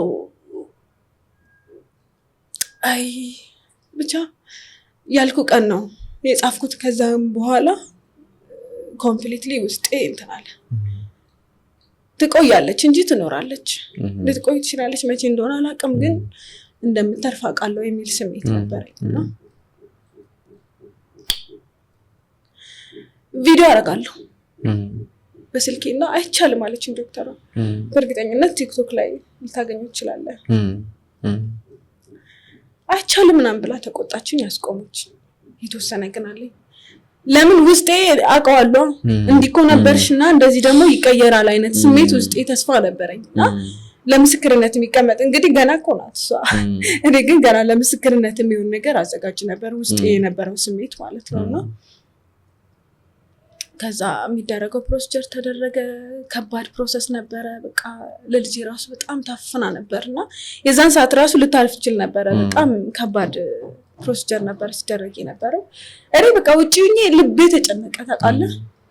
በር ላይ ነው በቃ ኧረ ውጪ፣ ኧረ አንድ ጊዜ ኧረ ውጪ፣ ኧረ እባክሽ እያለቀስኩ እየለመንኳቸው ነው። ተመስገን ብቻ ነቃች። 3 ቀን አይሲዩ ክፍል አሳለፈች። እግዚአብሔር መልካም ነው። እኔም በሷ ምክንያት አድርጎ ጎበኘኝ ማለት ነው። ስትነቃ ቀፍኳትኝ፣ አላመንኩም። መንካት ይቻላል በቃ ስለተነቃቀለላት ነካካዋትኝ። በቃ አይኗ እንደዚህ ገልጣለሁ ከተኛች የሆነ ድምጿን በጣም የሆነ ነገር ሆንኩኝ ታውቃለህ። ብርቅ ሆነችብኝ። አዲስ እንደተወለደ አዲስ እንዳገኘኋት አይነት ነገር ፊል አደረኩኝ። ከዛ ድምጿ ለ3 ቀን አልተናገረችም እንዳልኩ የሚል ነገር በጣም ጎርናና ነበርና ተኝታ ስትነሳ በቲዩብ ነበረ ወተት ምናምን ነገር የሚሰጣት ምናምን። ከዛ እንትን አለች፣ አሁን ማጥባት ትችያለሽ፣ ወተትን በጥጦ ትሞክር ምናምን ተባለ። ድምጿ መናገር ሲጀምር አለች። ደስ ይላል። ብቻ እግዚአብሔር መልካም ነው በጣም አረሳውም ያንለት እውነት። አይ አለፈ። ወደ ለእህቴ ነበር ደውዬ ድምጿን ያሰማኋት። አለቀሰች እሷ። ማንም ኤክስፔክት አላደረገም ነበር። እግዚአብሔር ያውቃል። እንግዲህ ልጅ ነሽ ከዚህ በኋላ ከመውለድ ትችያለሽ የሚለኝ ሰዎች የነበሩት ሁሉ አላመኑም። ከዋርድ ዋርድ ነርሶች እየተጠራሩ ማየት ጀመሩ። በቃ እንደሌላ ነገር ሆነ፣ ተምሮ ሆነ። በቃ ዶክተሮቹ የዛን ሰዓት ኢመርጀንሲ የነበሩት እየመጡ በቃ አላመኑም። ያንዳንዱን ጉዳይ ማለት ነው። እንደምን አይነት አምላክ ብታመልኪ ነው? በቃ እንዴት ፈጣሪ ቢፈልጋት ነው? እንዴት ፈጣሪ ቢወድሽ ነው? ሁሉም ከዛ በኋላ አይዞሽ ያሉኝ ሰዎች በእንደዛ ተቀየረ። እግዚአብሔር ታሪኬን ቀየረው። ማይነጋ ሌሊት የመሰሉ ጨለማ የሆኑ ሌሊቶች ነጉ። ዛሬ ቀኑ ሰላም ነው አልኩኝ። ቀላል የማይመስሉ ሌሊቶች አሳለፍ። መራመድ አልችልም ሲባል የመጀመሪያው ቀን ቁጭ አለች። እቤት ከገባን በኋላ ቆመች። 10 ወር ስለሆነ መራመድ አልችልም፣ ግን የተደገፈች መንቀሳቀስ ጀመረች። አላመንኩም። እንደ አዲስ አሻንጉሊትም ነው በቃ የምትመስለኝ ሆነ አላ እንደ ብርቅ ነው በቃ ማየት አዲስ ነገር ምን እንደግኝት በቃ ያንዳንዱ ነገር የሚሰማኝና ድንገት ካለቀሰች እኔ ሌላ ታሪክ ውስጥ ነኝ። በጣም ነው የሚረብሸኝ እኔ የሷን ልቅሶ መስማት። ወደ ቤት ገባን። በ5ኛው ቀን ለፎሎ አፕ ተቀጠረች። ስንሄድ ዶክተሩ አላመነም። ካልተሳሳትኩኝ ዶክተር ፍጹም ይባላልና በጣም ሁሉንም ዶክተሮች ማመስገን ፈልጋለሁ፣ ነርሶችን ማመስገን ፈልጋለሁ። በጣም ሰፖርቲቭ ነበሩ። እስካሁን ድረስ ኮሚኒኬት የምታደርገኝ አንድ ነርስ ነበረች። በጣም ነው ሁሌ የምትገረመውና ብቻ እግዚአብሔር ይመስገን መልካም ነው። ለፎሎ አፕ ስንመጣ እባክሽ እንደው ፎቶዋን ራሱ ለጥፊልን፣ እነሱም ላደረጉት መልካም ነገር እግዚአብሔርም ላደረገልሽ ነገር ምስክር ትሆነናለች። በቃ በጣም ምንም ለክትትል መታ ምንም የተደረገላት ነገር የለም። የወጣች ጊዜ ብቻ እዛ ኤስኤስ ስታቢላይዜሽን ሴንተር ትንሽ ቆየች። አይ ቲንክ አደረን መሰለኝ እዛ። ከዛ በነጋታ ወጣን ለፎሎ አፑ። ምንም ጭራሽ እሷ ትጮሃለች ምናምን፣ ትጣራለች፣ ትንጫጫለች ምናምን፣ ሌላ ታሪክ። ማውራት አልችልም። ድንገት ይሄ ነገር ከነርቭ ጋር ይገናኛል፣ እንደዚህ ነገር ላይሆን ይችላል የተባሉት ነገሮች ሁሉ በእግዚአብሔር ተቻሉልኝ ማለት ነው። ከዛ በቃ እንደ አዲስ ህይወት ጀመርኩ። እኔ የነገርኩት አምላክ እንደሚሰማኝ አዎ ተወራርጃለሁ። አንተ ይሄን ነገር ካላደረክ አይደለም የኔ ጌታ ብዬ ተወራርጃለሁ። ደጁ ላይ ሄጂ ተንከባለልኩኝ። አይቶኛል። ገባ? የኔን መጥፋት አልፈለግም፣ የልጄን መጥፋት አልፈለግም። ስለዚህ እግዚአብሔር በእኔ ላይ ሊሰራው የፈለገው ነገር አለ ማለት ነው። በልጄ ላይ ሊሰራው የፈለገ ነገር አለ ማለት ነው እንጂ ለማዳንማ እኮ ወዲያው ያድናት ነበር። ሁሉ በእጁ አይደለም፣ ምን ችግር አለበት? ያ ነገር ሆነ፣ አለፈ። ከዛም በኋላ እያንዳንዱ ነገር ይሄ በጣም ኦቨር የምጨነቀው የነበረው ነገር እያቆምኩ ትንሽ ለቀቅ እያደረኩ ይመጣ። በቃ የሆነ ነገር ምናምን ደግሞ በቃ ፈጣን ናት። ጭራሽ አይደለም መናገር በጣም በቃ አርሊ ነው እንደዚህ ስሜን መጥራት ምናምን ያንዳንዱ ነገር መንቀሳቀስ የጀመረች አርሊ ነው። ከታሰበው ሌላ ናት እሷ። እግዚአብሔር ሌላ ሰው አደረገልኝ። በጊዜው የነበሩ እነዛ ስፖንሰሮች ፈረንጆቹ በጣም ታምር ነው አሉ። በጣም በቃ ምስጋና ካሄዱ የሽኝታቸው ጊዜ ጠሩኝ ያለውን ነገር እንትን አለን እና ሆስፒታሉን በጣም ማመስገን ፈልጋለሁ በዚህ አጋጣሚ። ከዛ በአመቱ ተመልሰው ሲመጡ አይ ቲንክ በየአመቱ ነው የሚመላለሱት እና ተመልሰው ሲመጡ ከሆስፒታሉ ጋር ተነጋግረው በዛ ምክንያት አይሲዩ ማሽን ጠባብ ስለነበር ሌላ ቦታ ላይ ያሰሩ ማሽኖችን አስገቡ። አለርት ሆስፒታል ማለት ነው እና በቃ እግዚአብሔር በሷ በኩል አድርጎ የራሱን ስራ በእነሱ ላይ ሰራ እንጂ ማንም ምንም ሆነን አይደለም። ከዛ የመጨረሻ ሲያስመርቁ ተጠራው። በቃ እንዴት ደስ እንዳለኝ ብታይ በጣም ነበር ደስ ያለኝ። በገብርኤላ ምክንያት ስለተገናኘን በጣም እድለኛ ነን። እናመሰግናለን። እግዚአብሔር በሷ ላይ ሰርቶ ለኛም ተርፏል ምናምን ብሎ ዶክተር ፍጹም ነበረ ሲናገር በቃ ሌላ ስሜት የተሰማኝ ደስ የሚል ስሜት ማለት ነውና የኔ አምላክ እንደዚህ ነው ያመንኩት። እንደማይተወኝ አውቅ ነበራ። ለምን እኔ በሞት እኮ ድሮ ሞት ነበር ገባ። ብዙዎቻችን የመሞት እድላተን አይደለም ሳያጋጥመን ቀርቶ አይደለም፣ ግን በቃ ያልጨረሰው ነገር አለ በእኔ ላይ ማለት ነው እንጂ እኔ ጋምቤላ ላይ ያለው የመኪና አደጋ ደርሶብን ያውቃል። ከኛ ስታፍ ውስጥ ደግሞ በሞት ያጣናቸው አሉ ሽፍታ ገብቶ ተብሎ።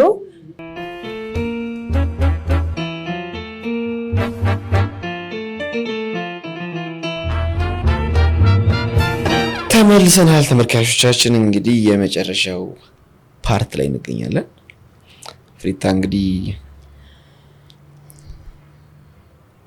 ዘፈን ይብዬ መጠየቁ ከባድ ነው በዚህ ስሜት ውስጥ ያለሽበትና እሺ ብቻ ምርጫሽ ንገሪኝ፣ ምን ላድርግልሽ? እኔ አሁን ድምጽ የለኝም እውነት ለመናገር ግን በጣም የምጽናናበት ቀደም ብዬም እንደነገርኩ መዝሙር የሚጠብቀኝ አይተኛም የሚለው መዝሙር በቃ ልቤ ያርፍበታል። ታውቃለህ፣ እርግጠኛ ሆናለሁ። አይተኛም እንዴ አይተኛም፣ ጥሎኝ አይተኛም። የሆነ ነገር አሁን አንዳንዴ የሚሰማኝ ስሜት አለ።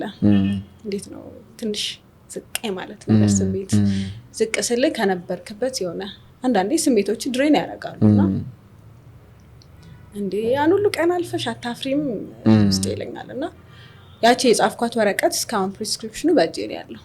አነበዋለሁ። ያን ሁሉ ቀን አልፌማ ፍጣሪ ምን ይለኛል? አይ ነው ህይወቴን እኮ አውቀዋለሁ። እንደ ማንኛውም ሰው ነው የምኖረው። ሃይማኖተኛ አይደለሁም እንዳልኩ፣ ይሄን አገልጋይም አይደለሁም ምናምን፣ ግን እኔን የፈጠረኝ አምላክ እንደሚጠብቀኝ አውቃለሁ። ስለዚህ በፍሪታ መሰረት ደስ የሚል እንደትም ከአንቺ ታሪክ ጋር የሚገናኝ ነገር ነው። በማንኛውም ሰዓት አንዳንዴ ምን መሰለህ ፈጣሪ ሰው ስላለክ አይደለም ይጠብቅ። ስለታወክ ባለሀብት ባለጸጋ ስለሆንክ አይደለም፣ በቃ ንብረቱ ስለሆንክ ጠብቃለሁ። እኔ ልጄን በጣም እንደምጠብቃት በቻልኩት አቅም እንደምሳሳ ሁሉ እሱ እንደወድቅ አይፈልግም። እውነትን ነው፣ የሚጠብቀን አይተኛም። የሁላችንም ጠባቂ ፈጣሪያችን እግዚአብሔር ነው። ምክንያቱም እንግዲህ በነዋ ሀሳብ ምርጫሽ ስለሆነ ደስ ብሎኛል። አብረን ብንዘምረው ደስ ይለኛል።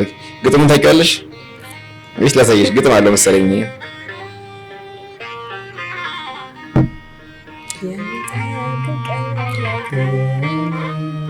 የሚጠብቀኝ አይተኛ የሚጠብቀኝ አይተኛ አያንቀላፋ የሚጠብቀኝ አይተኛ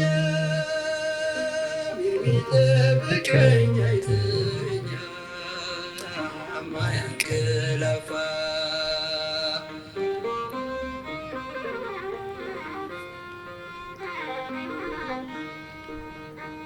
ቤት ባይኖረኝ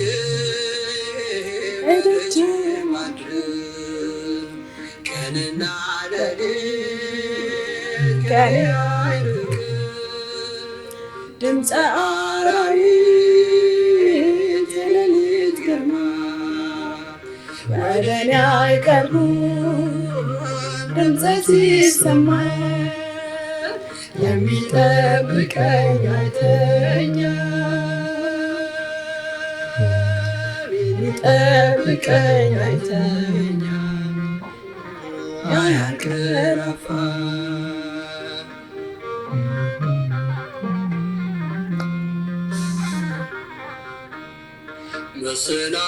መሰናክልን ለእግሮች አይስትም አልችልም ታውቃለህ።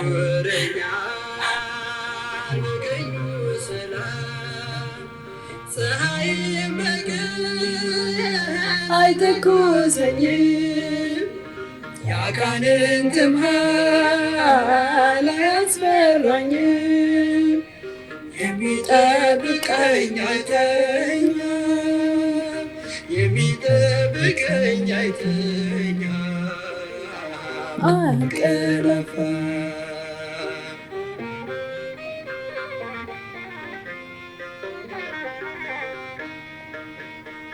ነፍሴን ጠብቃት ከጠላት ወጥመድ ጌታዬ መራኝ በጽድቅ መንገድ መውጣት መግባቴን እየጠበቀ ለዚህ አበቃኝ እርሱ ባወቀ የሚጠብቀኝ አይተኛም የሚጠብቀኝ አይተኛም አያንቀላፋም። ተመስገን። ሁላችንም አመሰግናለሁ። በጣም በሞገስ በጠበቀን ፈጣሪ ክብርና ምስጋና ይገባዋል። ደስ የሚል መዝሙር ነው የገባሽን። እኔም አመሰግናለሁ። ኢሞሽናል ያደርገኛል መንገድ ላይ ራሱ ስሰማው ምናምን ያቺን ሌሊት ነው ማስታውሰው። ከዛ በፊት ያሳለፍኳቸው ቻሌንጆች አላስታውሳቸው። ያቺን ሌሊት ግን እንዴት እንደደረሰልኝ እንዴት እንደጠበቀኝ አስበዋለሁ። ከዛ በፊት ብዙ ውለታ እኮ ተውሎልኛል፣ ግን ያቺን ሌሊት አልረሳትም። ፈጣሪ እንግዲህ አንቺም ለዛሬ ቀን እንድትመሰክሪ ይህን ታምር ለሰራብሽ ክብርና ምስጋና ይገባዋል። አሜን። እንግዶቻችን እንግዲህ በነዋሳ ፍሪታ መታ ያላትን የህይወት ታሪክ ስላካፈለችን በነዋሳ ከልብ አመሰግናለሁ። ህልምሽ ሆኖ ነው ጸሎት ተሳክቶ ደግሞ በአዲስ መንፈስ እኛ ጋር መታሽ ድጋሚ እንግዳ እንደምትሆኝ እርግጠኛ ነኝ። ለነበረን ቆይታ ከልብ አመሰግናለሁ። እኔም በጣም አመሰግናለሁ እንግዳ አድርገህ መርጠህ ስለጋበዝከኝ። ምክንያቱም ያው ብዙ ጊዜ ፖድካስት ላይ የሆነ አቺቭ አድርገህ ምናምን ሲሆን ደስ የሚለው፣ ግን ህልሜና ምናህ አንተም ስለጋበዝከኝ እጅግ በጣም አመሰግናለሁ። እግዚአብሔር መልካም ነው ማለት እናቴ ሁሌ የምትለኝ የሰው ፍቅር ይስጥሽ ነውና የሰው ፍቅር አለኝ። አንተም ከነዛ ሰዎች መሀል አንደኛዋ ናት። ህልም አላት ብለህ አምነህብኝ ስለጋበዝከኝ እጅግ በጣም አመሰግናለሁ። ወደፊት ደግሞ ከእግዚአብሔር ጋር ብዙ ቦታዎች ላይ አብረን እንሆናለን ብዬ አስባለሁ። በደንብ የሚታይ ፊቸር ስላለ ነው በነዋሳብ ይቀርብሽ። አንቺም ተመልካቾቻችን እንግዲህ ለነበረን ቆይታ ከልብ አመሰግናለሁ። በቀጣይ እንግዳ ድጋሚ እስክንገናኝ መልካም ሳምንት።